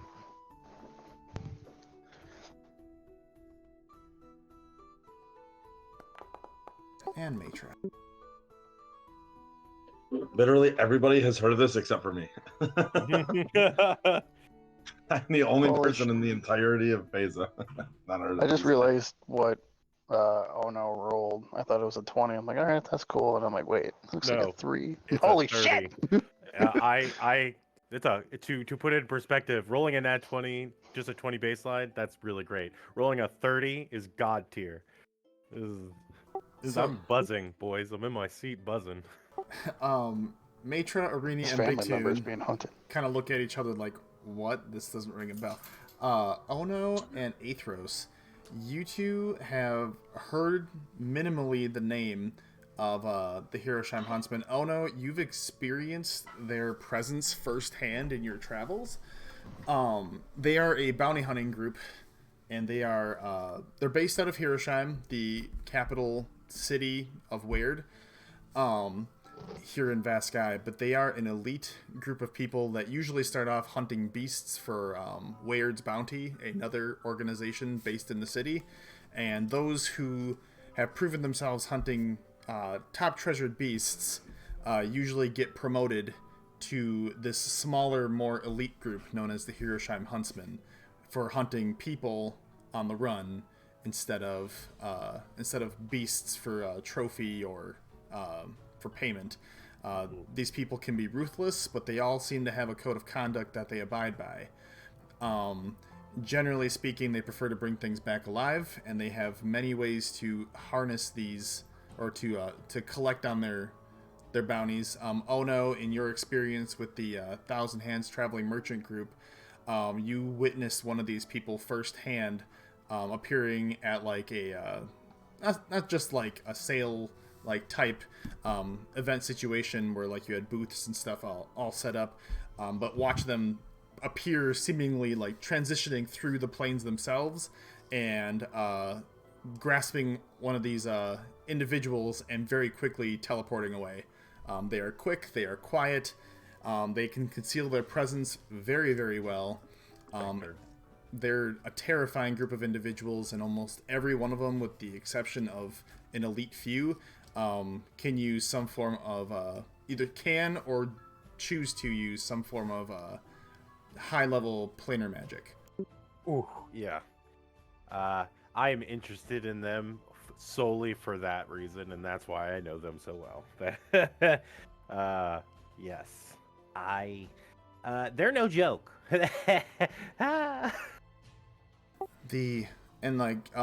As she sees the results of like the people recognizing this name, she would look to everyone. Yeah, I don't know if this is this is the organization that's hunting you down. There's another organization based out of there's three organizations based out of Weird that most people know of. There's the Huntsman, there's Weird's Bounty, which is the lesser group, and then there is a group of people, so I've heard, that keep track of things going on amidst the plains, known as the Plain Guard. And I would say, given our... if people want to roll a new history check, I'll allow it, but I'll keep the old ones if people want to keep those for the Plain Guard. Basically... Oh man, Big Tune. If you'll let me No keep idea. if you'll let me keep my 30. I will. Okay. The same thing with Aethros. If you wanted to keep your 17, I'm not going to make you reroll. Sure. This is going to be one of the few things Aethros actually knows. The Plain Guard, which is the they are based on the top of the mountain surrounding Hiroshima, and their sole focus is maintaining the order of the plains and finding disturbances in the plains that come into the material world. Generally speaking, while not everyone is a part of all three, most people are only a part of 2 out of the 3, and generally the Plain Guard and the Huntsman are more closely related than Weird's Bounty and the Plain Guard. But if they sense a disturbance in Weird, so the continent of Weird, they have the ability. They have people who can sense all over, and if there's a disturbance that's being found, they will generally send some form of scouting party to figure out what is going on and validate it in their logs. But whether this is a bounty hunting situation or a planar knowledge situation, it's very hard to determine without knowing more about this individual tracking all of you. Out of your knowledge, do any of them wear red and black garbs, or maybe have members that are tabaxi in nature? I mean, I feel like I know them, but I don't... I mean, I feel like I would know their garb or dress, but I don't feel like I would know their ranks. Even with a 30, that would be like... I would have to be up to date on their, like, manifest. Right. They're for particularly the Huntsman, so the Hiroshima Huntsman and the Plain Guard, there's not directly a set line of, like, color-appropriated garbs. People can generally wear what they want to wear, but the party has to, or the person has to in some way designate how they are affiliated, and usually it's by, at least with the Huntsman, it's by carrying a badge for the organization that enables them to get into places that most people would not be able to. They are a very high authority group in the continent of Weird. The only group that has a color designation is Weird's Bounty, which is generally some form of red and an alternative color. They have to wear a crimson red as part of their uniform, but they can have a different color tied into whatever they want. As far as races are concerned, Imdra would look at you, Iibryn. Well, these organizations generally take anybody who has demonstrated their skill and their level of ability. I've seen, in my time here in the north, we've had a few run-ins with a couple of them, and they're usually some form of assortment of bipedal people. I mean, I think once we might have had a centaur of some sort making their appearance, but it was very, very brief. Usually it's elves and halflings and humans, but I've seen all likes of them. What's sad about 10 Towns here is, at least before the rhyme, this was a place where people could go to escape a lot of the... They would choose to go, I should say, to try and escape the laws of the land. The frozen north can be brutal, and if you're not prepared for it, well, you can meet your demise just as easily. I'm sure all of you have seen how ruthless that cold weather can be. But since the rime has taken over, it's only gotten worse. Temperatures have been a lot colder, which means people haven't been making this their number one hotspot to seek isolation, but people still try. Very few succeed. I think it's been about a year or so since I've seen a member of any of those organizations make an appearance. The coin's usually not good enough to warrant it, but I wouldn't put it past someone to do something. Thank you. I truly appreciate, one, your discretion, and two, the wealth of knowledge. Thank you. Kind of look at the party. Like, you guys good? You guys want anything else?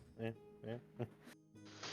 No, I think we should just eat and then maybe get out of town.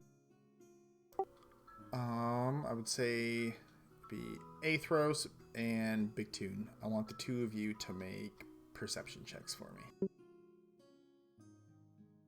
I envision you guys facing the doorway. I give one of you guidance if you take it. As this conversation is taking place, and you hear like Iibryn kind of giving you that once over on the organizations that it could be, or at least giving the most common ones, you'd see stepping into the doorway the halfling fellow, the bard, who was playing music the night before. I believe it was at the White Lady, and it might have been at the White Trout. The Wet Trout, I thought, but I don't know. Well, regardless, they would be stepping into the White Lady Inn and making their way up to the proprietor, who directs them over to a small stage-like area. Not nearly as nice as the one that was at the Wet Trout, not as big, but they would step over and get a couple instruments out and begin playing a soft tune while everyone eats breakfast at the other tables. Yo, Irini, isn't that the dude that you wanted to talk to? And she would look over. Yeah, that's him. I wasn't sure if I was actually going to run into him this morning.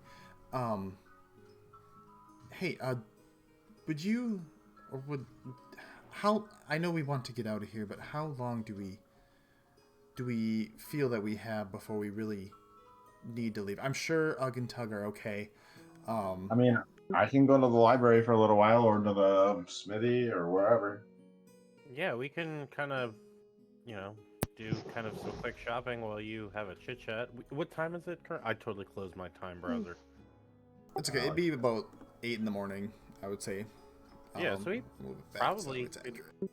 we could probably hit up a couple of shops or something and give you, if you want to hang out here and chit chat. Are you gonna be okay to do that? I know you're sufficient. You could kill anybody you want. I mean, you're the beast master. Yeah, if you wanted to go and do a couple things, I can hang out here. And Matra would probably look over to her too. If you all wanted, I could stay here too, but I guess that's up to your own preference. I'm okay going wherever. If you're comfortable coming with us, you can come with us. It's not our preference. It's your choice, preference. Mitra. No, Yeah. I turn to Spit and I go, Spit, you are Irini's personal bodyguard. Oh no, make a perception check on Spit. My perception. Oh no, is he drunk Oh already? wait, no. What's your passive? My passive, I think, is like 16. Oh, I think. yeah. It's like 16 or 18. Never mind. As you were like Spit, your Irini's personal bodyguard, you see him pounding away a glass of non-altered mead to be like half and half, as he like pounds one back, and he looks at you, and you see his eyes are kind of red already at this early in the morning. All right, bud. I'm not even mad at you. I mean, you did just make a shitload of cash, so more power to you. I shove a loaf of bread in his mouth, and whatever like adjacent coffee or like thereof tea, I pour that in a bucket, a wash bucket, and then dump like literally table scraps in the wash bucket, and I put that in front of him. I'm like, all right, you need to chill out. You need to chill out, bud. He like tries to talk to you, but it's just muffle as he's like scarfing down this this bread that you forced in his mouth, and Iibryn kind of looks at you, is like, I'll take care of him. I mean, yeah, at this point, I feel like you're going to be taking care of him rather than the reverse. So. Probably. He's going to be a hindrance if he goes anywhere else right now. I'll see if I can clean him up a little bit before we go. He'll probably still be out of his mind, but it'll be fine. I like get down. Well, I can't get down to his level. He's not shorter than me anymore. I just get into like his face and like pat him on the head. I'm like, all right, bud, just be good, because I know you're already awesome. So you make me proud every day. You're like a little dad. I was just saying. Again, Spit has literally had the biggest like character arc in our entire group, and he only had to have a magical spell done to him. Like he's such character growth.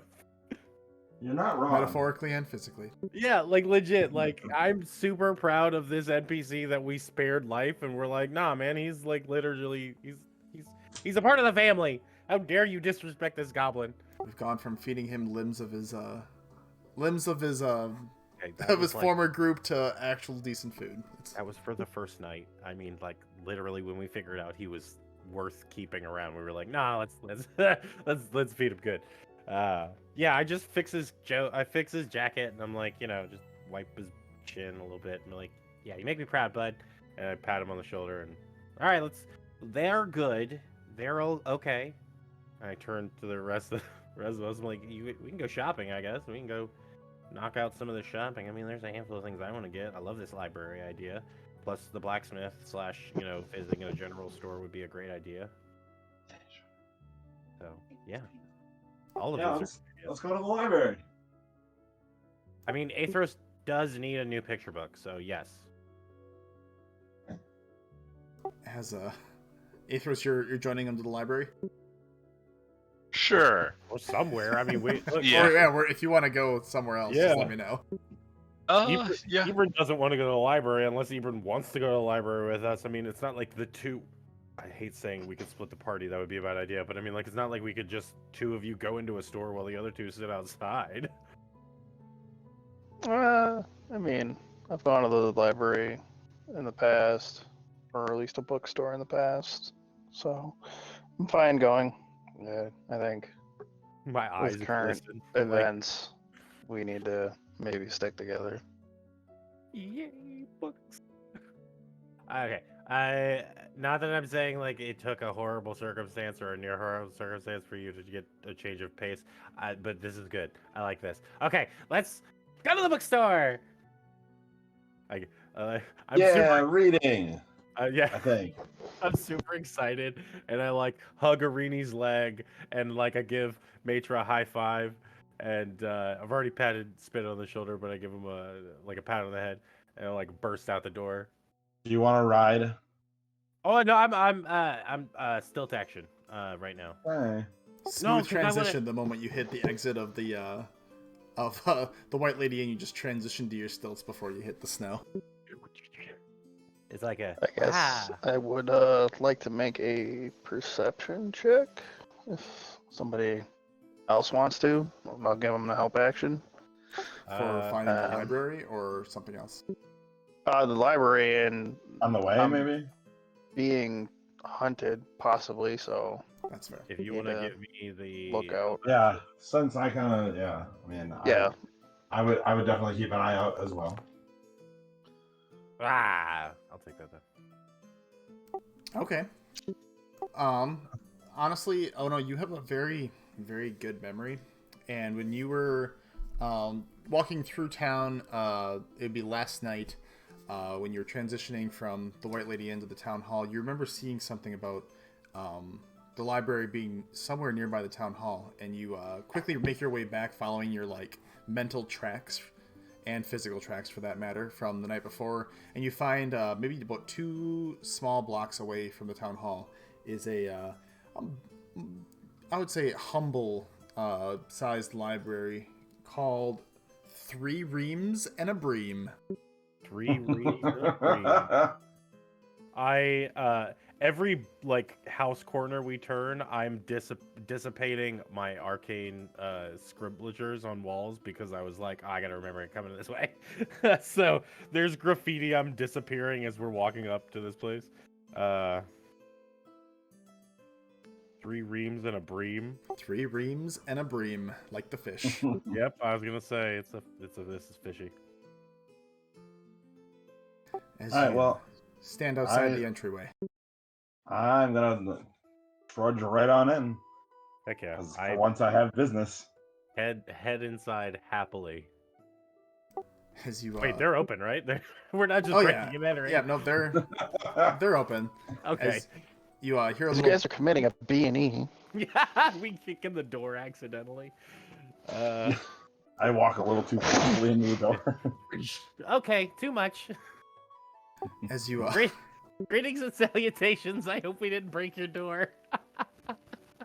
you hear a rather you look and you see like a little bell on top of the door ring, and there's this whole building itself is it's not it's not as big as the one that you saw. I believe it was in Bryn Shander, or that exists in Bryn Shander if you didn't go to it. But it's overall I'd say maybe about 100 feet long, and probably about 40 feet wide. It's like it looks like it was used to be some other form of establishment that has since been repurposed into a library. And you see this tall, middle-aged, human-looking fellow with pointed ears, indicating some form of alternative, racial something or another. As he turns to face you. Oh, don't you worry about that. Welcome. How can I help you here at 3 Reams and a Bream? And he has this like beautifully whitened smile as he like leans over a small like reception counter. Dangerous. I love this. I need magic. Oh, okay, a little bit more subtle, like a shotgun. Okay, my family and I would love to partake in several items. Specifically, we would want to start out children's picture books, any range of variety of just learning simple letters and numbers to our history. That would be great. Any books that we could possibly filter through that may or may not contain arcane spells or tomes or equations or formulas to that derived from, or could we just? Is it okay if I just root around for the next hour? Oh, you're more than welcome to take as much time as you need. I'm open until the trade hour ends at the end of the day. We've opened not more than an hour ago. Please, by all means, I can give you some direction if you're looking for, and starts rattling off where to find some of these child-focused books. He doesn't deliberately have some form of doesn't. When you ask about magic tomes, he thinks to himself.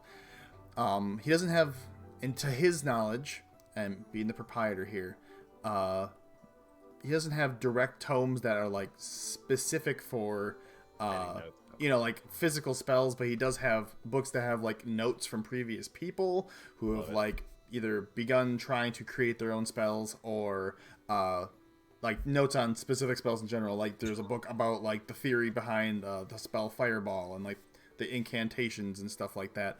I would say you rolled a 26. Like, Okay. as soon as he said go for it, I was like, love it, and turned, and on heels just went and aisle for aisle. I have a small stack in my hand.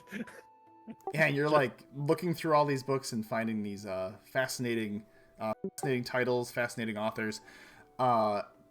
Bigtune and Athros, what is your plan? And Iibryn, I guess, for that matter. Guess I'll ask him if if there is any sort of information on getting the upper hand on my enemies through the use of, any sort of arcane knowledge. Above table, I just want to know if there's anything I can learn True Strike here officially. Oh shit! Okay. I was legit trying to hedge down True Strike Nally too, but that's cool. Yeah. Because I have it, but we gotta talked have about it and I can't really use it yet if I haven't learned it. I want you to. Actually, you wouldn't have to make a check for this one. Give me 1 second.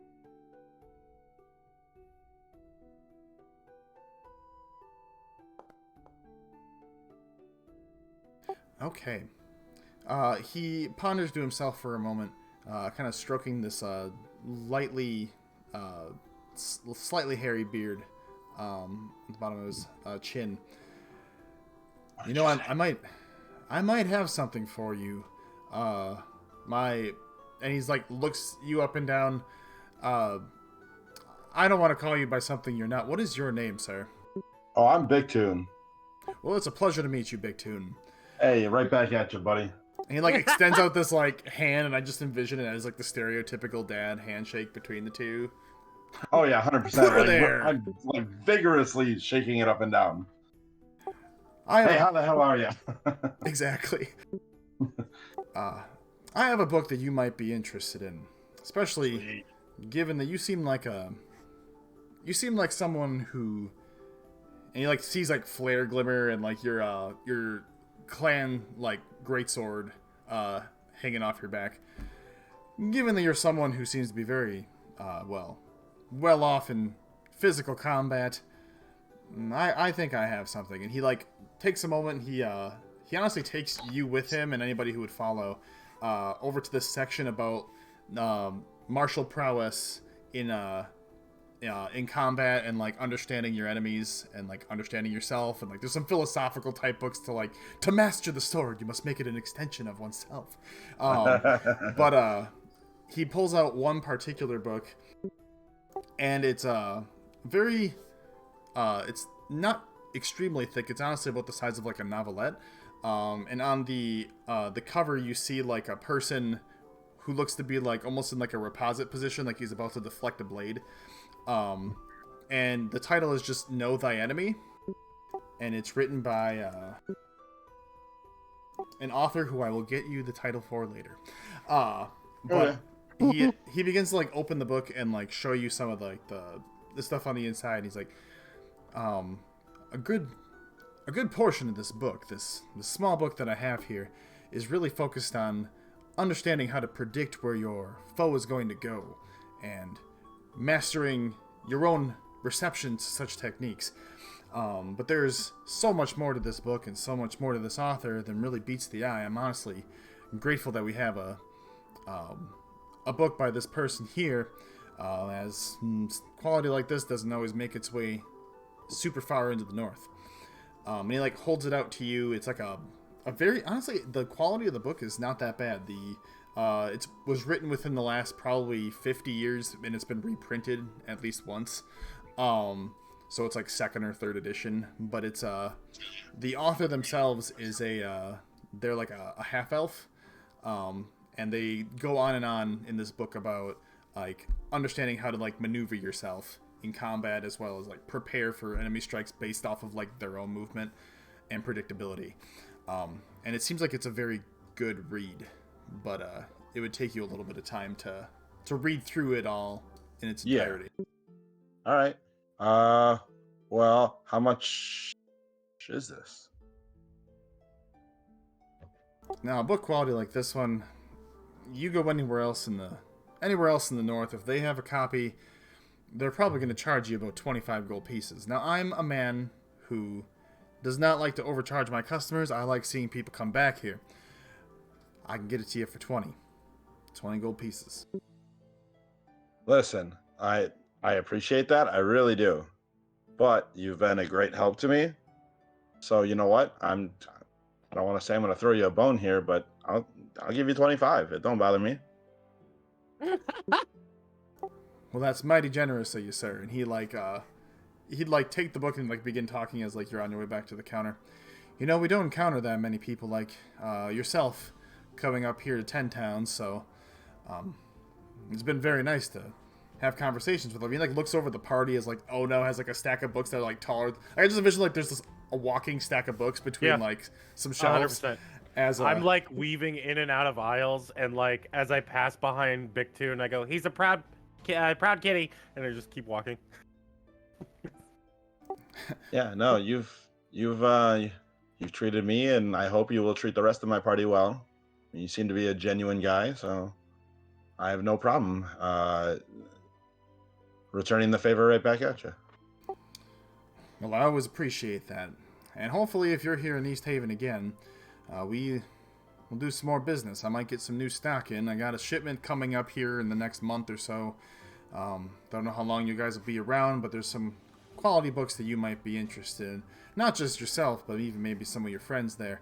And he looks to see Matra's been paging through this book about the history on divine intervention here in the north, and I imagine that Ono will be making his way towards the counter at some point here. As he rings up your total, go ahead and subtract if you want your 25 gold pieces, and I will add to your inventory the book before the next time we meet. But it is you feel very confident that this is a book that'll give you what you need for learning that spell, and possibly more. Ooh. Oh no. As You gotta stop looking at my inventory because I keep forgetting that I still have that giant axe. You're dragging around that fucking axe. Yeah, he would have requested to hang out near the entryway before you guys make your way around for the sensitive. Yeah, no, I nature of wasn't the book. intentionally bringing it around. Listen, buddy, it's 1 gold, or I'm gonna use this Fucking giant axe here. destroying every fucking carpet. I need to go sell this thing or something.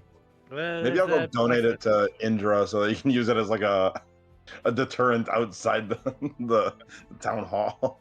That's what I'm saying is We'll go to the blacksmith next yeah, and we'll see if probably we can sell it melt there it for down. scrap. Yeah, they can melt it down or do something with it. It's Make it about might be 80 swords out of Yeah, it. if you don't want to hold on to that, I can guarantee Grendel over at Twin Blades might be able to melt it down or do something with it. He's a pretty resourceful dwarf. I mean, it's pretty cool though, isn't it? It's certainly interesting. pretty awesome. Oh no, on a rough estimate, how many books would you say you probably have on your person right now? Okay. I am specifically trying to grab books that are may or may not allude to a few cantrips that I'm looking for and possibly one first level spell.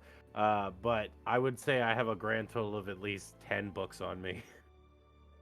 And 3 of them are children's books.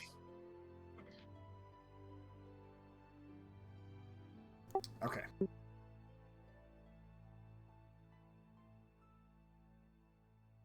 Sorry, just gotta make a quick edit on something, and I will get to what you have.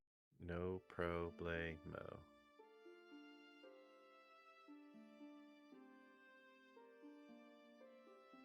Honestly, I'm if it helps at all, I was looking for something specifically before the events of what happened last night, but now because I'm silence can be cast on me, I may need to think of something. I am looking for things I was looking for Thunderclap, a book that may or may not have alluded to the Thunderclap cantrip. If not that, anything in the realm of I'm looking for a book that may have necromancy stuff talking about that, or just the fun stuff. Okay. You would So yeah, there have been I would say you found books that have pertained to like each individual school of magic and like some of the thing like essentially like providing the overview on how to cast certain spells, not directly having them for like let's say transcribing into like a spell book for the most part. I would say you would have found the ability to pertaining to like the thunderclap cantrip. You would have found that tied to a book. You would have found a hold on once. You would have found a book that can. Yeah, you would have found a book that contains basic information on, particularly for necromancy, the cantrip Spare the Dying. Ooh, like that too. And then you would see text like leaning towards Toll the Dead being talked about, but it seems to be tied to like a second volume that doesn't seem to be in the library. Like continuing on to that one. So you feel that you would be able to learn this cantrip over time should you try to, or but you can't like copy it into like a spell book. That's cool. But there is. What did you roll? A 26 on your investigation? Yeah, 26. I am running through this building. Like, wherever he said I could go, I'm going. And, like, if he's not paying attention, I'm looking at, like, things, like, behind the shelf that he may not have said I'm allowed to. Or if there's a back room that is open, I'm walking back there and looking through storage crates. You, as you journey your way, at some point into the back rooms of this library, a very small room. There's like a couple books that are like being like they're on like a pedestal of some sort, being like cleaned, or like the bindings are like being re-put back together as he's been like trying to restore some text that he's gotten in probably a previous shipment before he puts them on the shelf. You see, there is a what was that? I cast mending on the book that's sitting on the pedestal. Like, oh, frayed edges, mending. Okay. And yeah, the book itself looks honestly in significantly better condition than what it was when you walked in. The bindings themselves kind of reconnect as if they hadn't fallen apart. There is one book that you find that it's not out in the it's not like it's not out in the open, but it's set off to the side by itself. A small black book with a golden what looks like some form of golden gem and the symbol of some form of being emanating from that gem, not like an eyeball, but like just coming off of that surface. And first glance it looks like honestly just a book of like journal entries and texts, but as you look farther into the book, there's some serious spells that are written inside the back of this book. This isn't just a regular book. This ain't just a regular book. Yeah, this is probably someone's spell book. Yeah. I stick that on like the second to last book in my stack. Okay. So it's in near the bottom of my stack, but I'm definitely not trying to hide it. I want this book. I will pay whatever it takes. Okay. And like on the outside, its appearance wise, like you can see that there appears to be some form of like almost like an illusion on the outer text on like the cover. So like for the most part it looks like it's just supposed to be any other book. It doesn't give off wizardly book vibes as you put it on the bottom of your stack. And make your way, I'm assuming, towards the counter with your stack of like 14 books. For the children's books, specifically I want to get like a learn to read and write book, and I want to get a learn your numbers book. All of these are in common, and I want to get a what would be the equivalent of like it's like a picture book to describe how to talk about your feelings. That's what all of the children's books. That's what I want to I want to have found. Like, what would be ever the equivalent of, like, I guess, fantasy Dr. Spock? Okay. Just gonna see if we can help talk about claustrophobia and the trauma behind that. So we're just preparing for that conversation. Okay.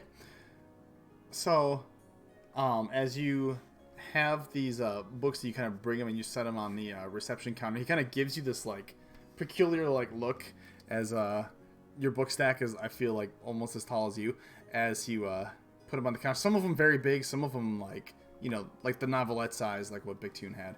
I would say he does a total with the numbers. He's like, yeah, your grand total for all these books here is going to be, hope you're prepared, but it's going to run you probably close to about $250.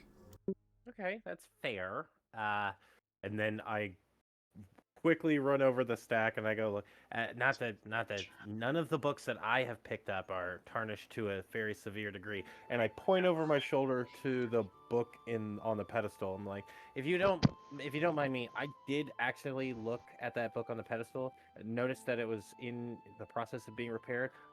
I shaved you off like a day and a half, possibly 3 days. I don't know how good at your bookbinding you are. I fixed that for you. So, you know, just proficient tactician of the literary arts to another. 250 is great. Let's say an even 200. Make a persuasion check. I love that. Oh my god, myself. Persuasion with a little guidance. The bloosh. That's a hot 20. He begins like putting books in like from the top down stack, and he gets to the black book that you had taken from the back, and he looks it over once more. You know, it's funny. This book isn't hilarious. This book isn't even on the shelves yet. So you were not only fixing my books back there, but you were also going through wares that we might not have needed to. I mean, have we? You didn't necessarily restrict me. You kind of said go for it, and I love books. Sorry. I mean, like, it was your own fault. I love books. Sorry. But hey, if it's any consolation, it's probably the biggest sale you're gonna get all week. I mean, you're probably not wrong. The amount of traffic we get here is usually for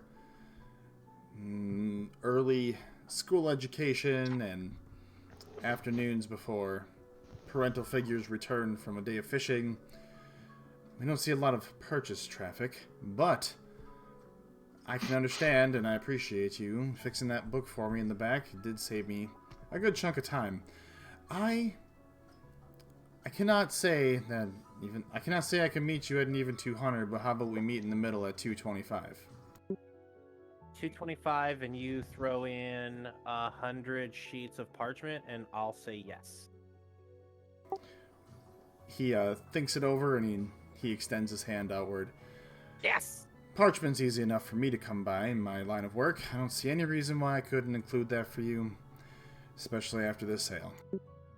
Absolutely love it. 225 is on the counter. I counted out meticulously.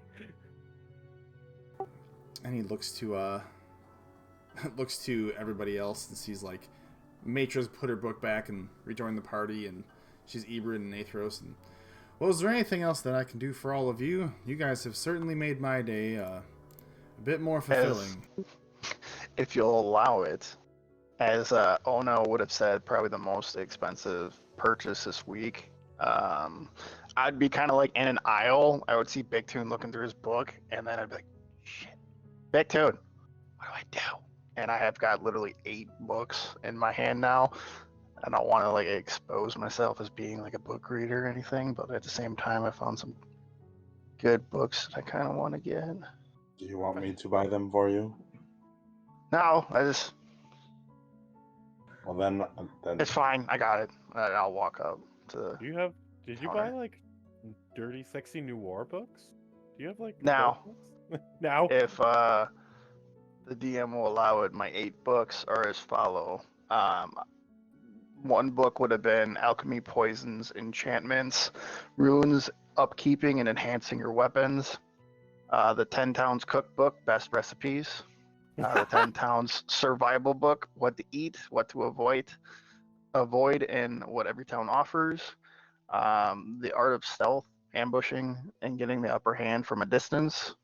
The Astral Plane and Sea, What It Is, Travel Techniques to Get There, Travel Techniques for Long Distances, and Known Travelers of Getting There and Back again, along with the Consequences. I would also be looking for a book of Elven history that focuses on 1,000 years or more, along with a history book of the Drow, where they are from, where they went, and where they are now. And then my last book, so you have a polar bear, what now? How to take care of your beast of burdens how to take care of your beast of burdens that roam 10 towns. Please tell me the only book he finds is the polar bear book. Make an investigation check. As you're Come on, rummaging through one, the shelves one. here. If I look, Awesome. I would have passed by you at one point. I'll give you guidance on this one. I'm intrigued. I want to see you try to find at least one of these books. No! Fishing and investigating too. Please tell me he finds the polar bear book. The books you find are as follows. You find the 10 Towns Cookbook. That's actually a great book. You find a book on stealth and staying out of sight. You're a shadow. What now? You find your book on weapons upkeep. And you find... Alchemy, Poisons, Enchanting, Runes, and Upkeep. Sweet.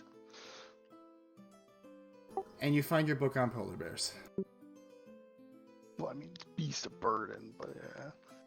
Ah! So you bought a mule.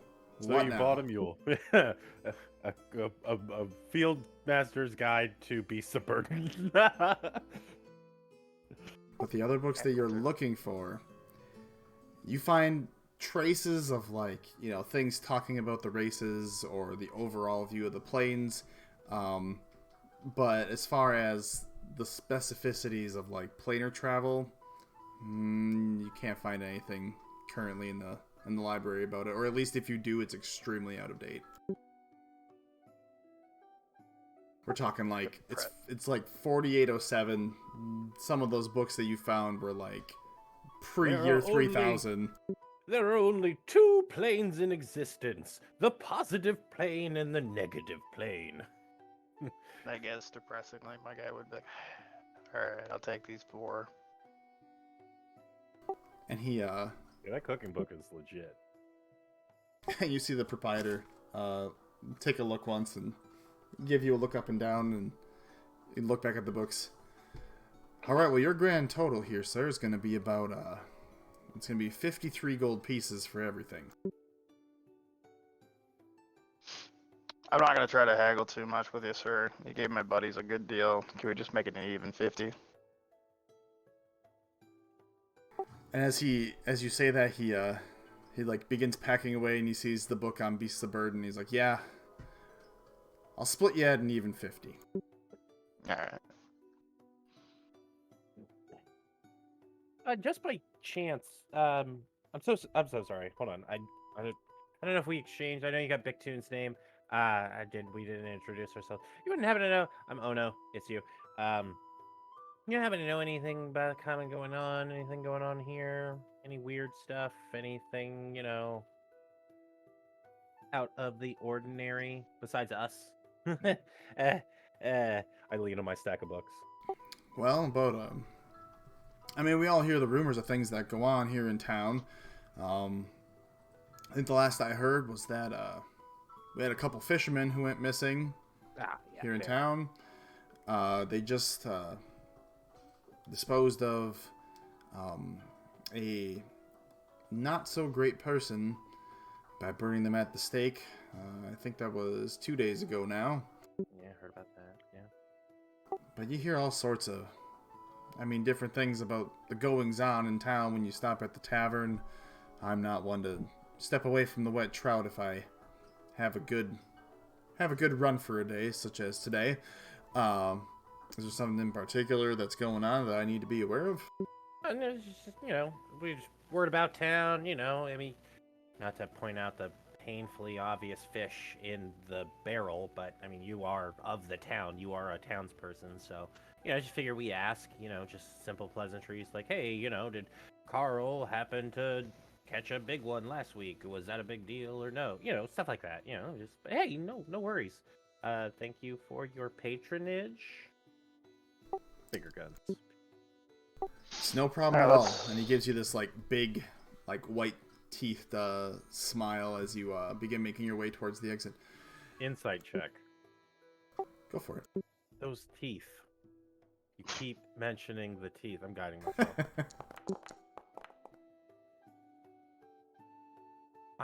He's got a weird auspicious smile.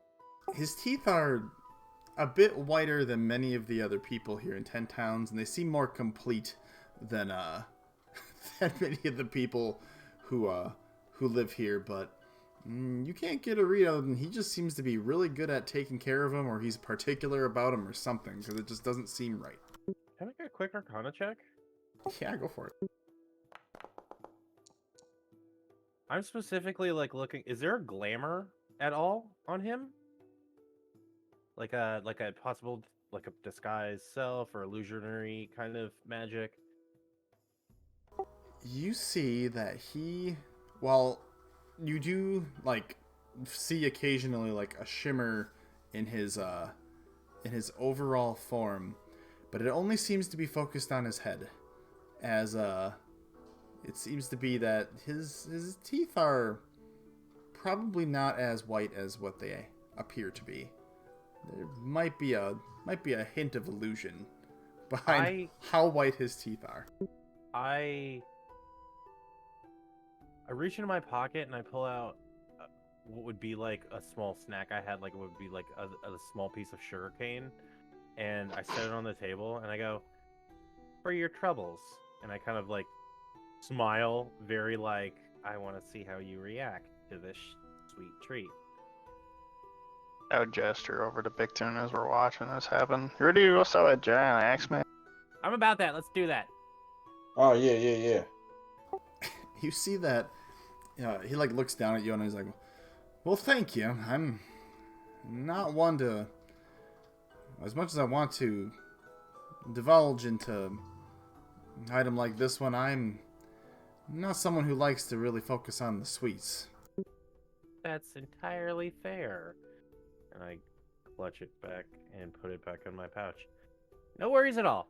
I shuffle around. I grab the Perusian box, open it up, push my entire stack of books in the box, close the box, and put it back on my pouch, or on my hip. I have a small little leatherette. Now it's become a bindle for it. Above table, you do have the bag of holding, by the way. No, I know. Or is it a bag of holding, or is it something else? It is a bag of holding, but I have Okay. I want to do something to it before we put stuff in it. Gotcha. Which, if honestly, just skip the RP of it. If we had time, while we were locked in the fucking room, I would have just turned out the bag of holding to see if anything was inside of its spatial quantity. And if not, then I turn it back in and just put it on Big Toon's back for now. Okay. For the sake of simplicity, there was stuff inside, but it wasn't anything of value. It was a lot of the equivalent of trash, in all honesty, meats that have since expired, stuff like that. Fair. Yeah, I would have turned it out, cleaned it, prestidigitated all that crap away, filtered out whatever was actually useful, butter knife, a small 25 feet of rope that we'll probably never use. Okay, cool. And then just proceeded to put extra stuff, whatever. I look at Aethros, blanket bag.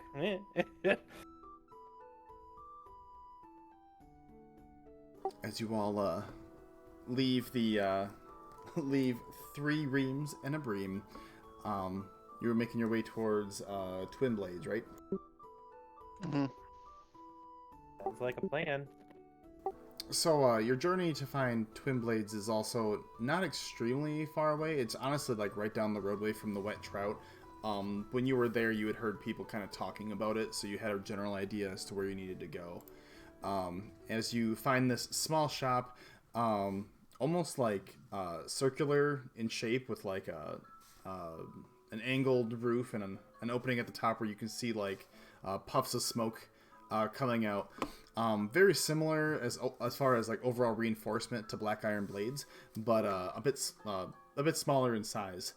As you feel like you might not be able to fit more than probably 4 of you inside the entryway as you like get there. The door is another solid, probably solid iron, and as you grab onto it, you almost need to grab it with the glove because the cold is absolutely horrible.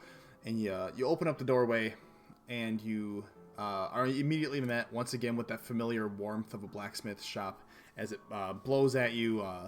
The sudden change in temperature is drastic enough. You're going from like probably negative 30 outside to like 70, 80 degrees inside. It's almost enough to send a person into shock because you have to like, you feel the wind kind of get knocked out of you as you enter this place.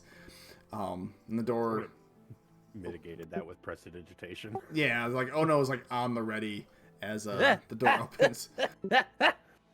And you step inside and you see that there is a what looks like a reception type desk that's made out of like various like since scorched pieces of metal that have been just like crudely put together.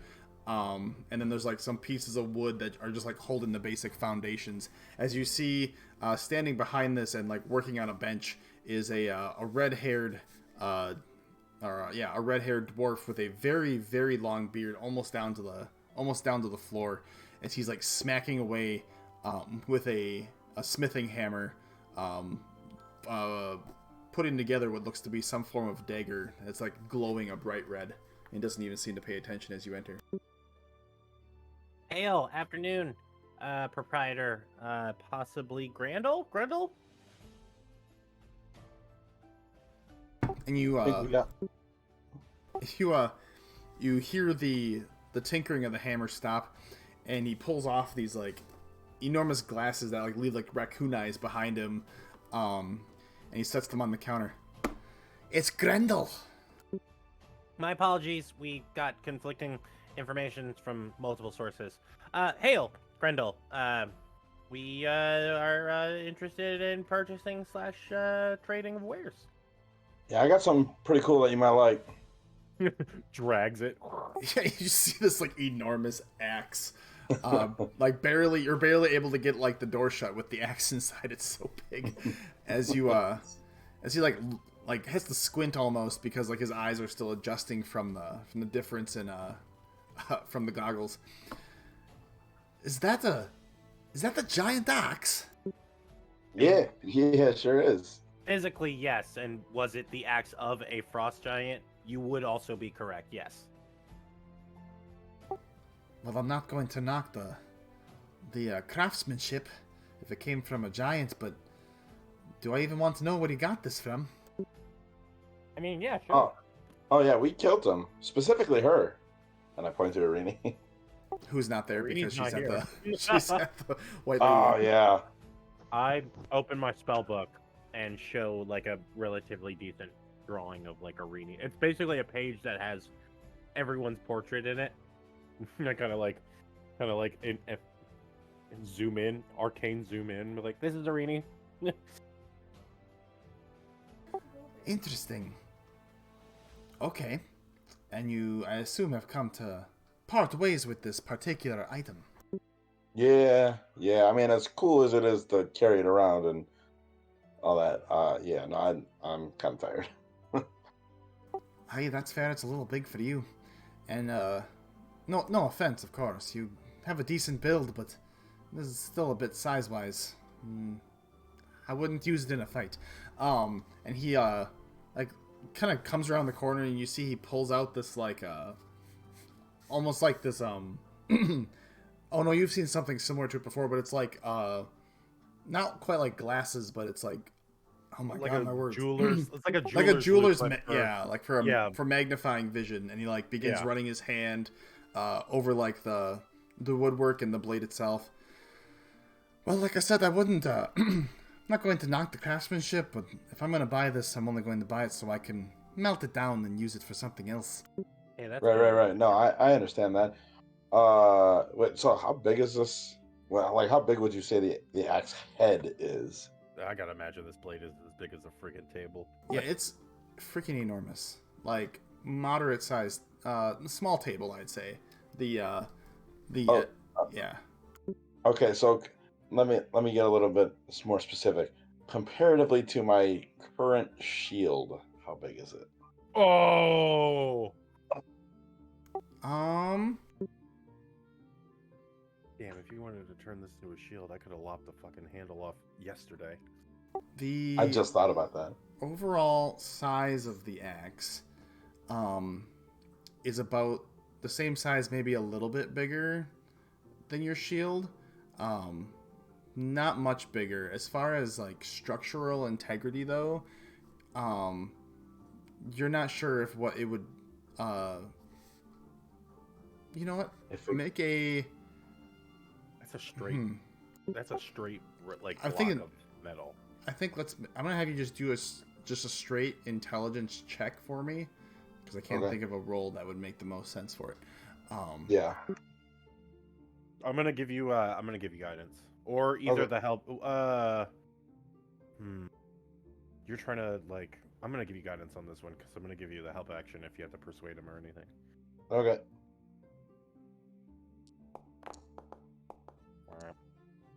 I should have gave you the help action. As far as like structural integrity compared to the shield you have, you can't. You know, you're not. I mean, you're not a master blacksmith in your own right, but you're not sure if what the blade itself is made of and like overall utility would be better than what you have right now. If it would give you anything extra, or if it would be about the same. Okay. I guess I'll ask him. Do you think that you might be able to turn the head of this into a shield for me? I mean, could you do some, obviously looking around, I see the quality of your stuff here, and we've heard. I don't know if you could maybe even plus it up a little bit if possible, but I'm very good at what I do. That much is without question. As far as whether or not you'd want it as a shield, or I could probably turn it into a shield, but I don't know structure-wise if it would be better than one that's already been made for you. We're taking a weapon and turning it into something that it's not. And he looks you like straight in the eyes. Do you have qualms with your current shield that maybe we could alleviate versus trying to turn this into one? I don't have any qualms with it, but I just thought it might be cool. But if you can upgrade this shield, that'd be even better. I'd be more than willing to pay. I can probably do something with your shield that you have here.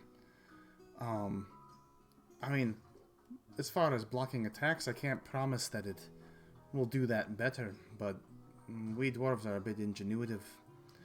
I'll find a way to make it stand out for you a bit.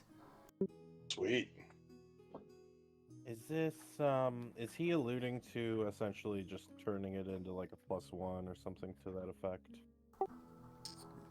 He seemed to have been alluding that he wouldn't probably make it a +1, but he has a way of adding some form of other effect to said shield that might make it worth his time.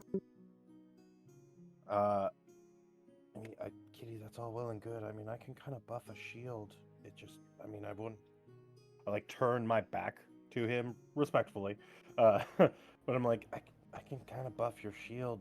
I can't have Gebetto, but I can buff your shield if you want.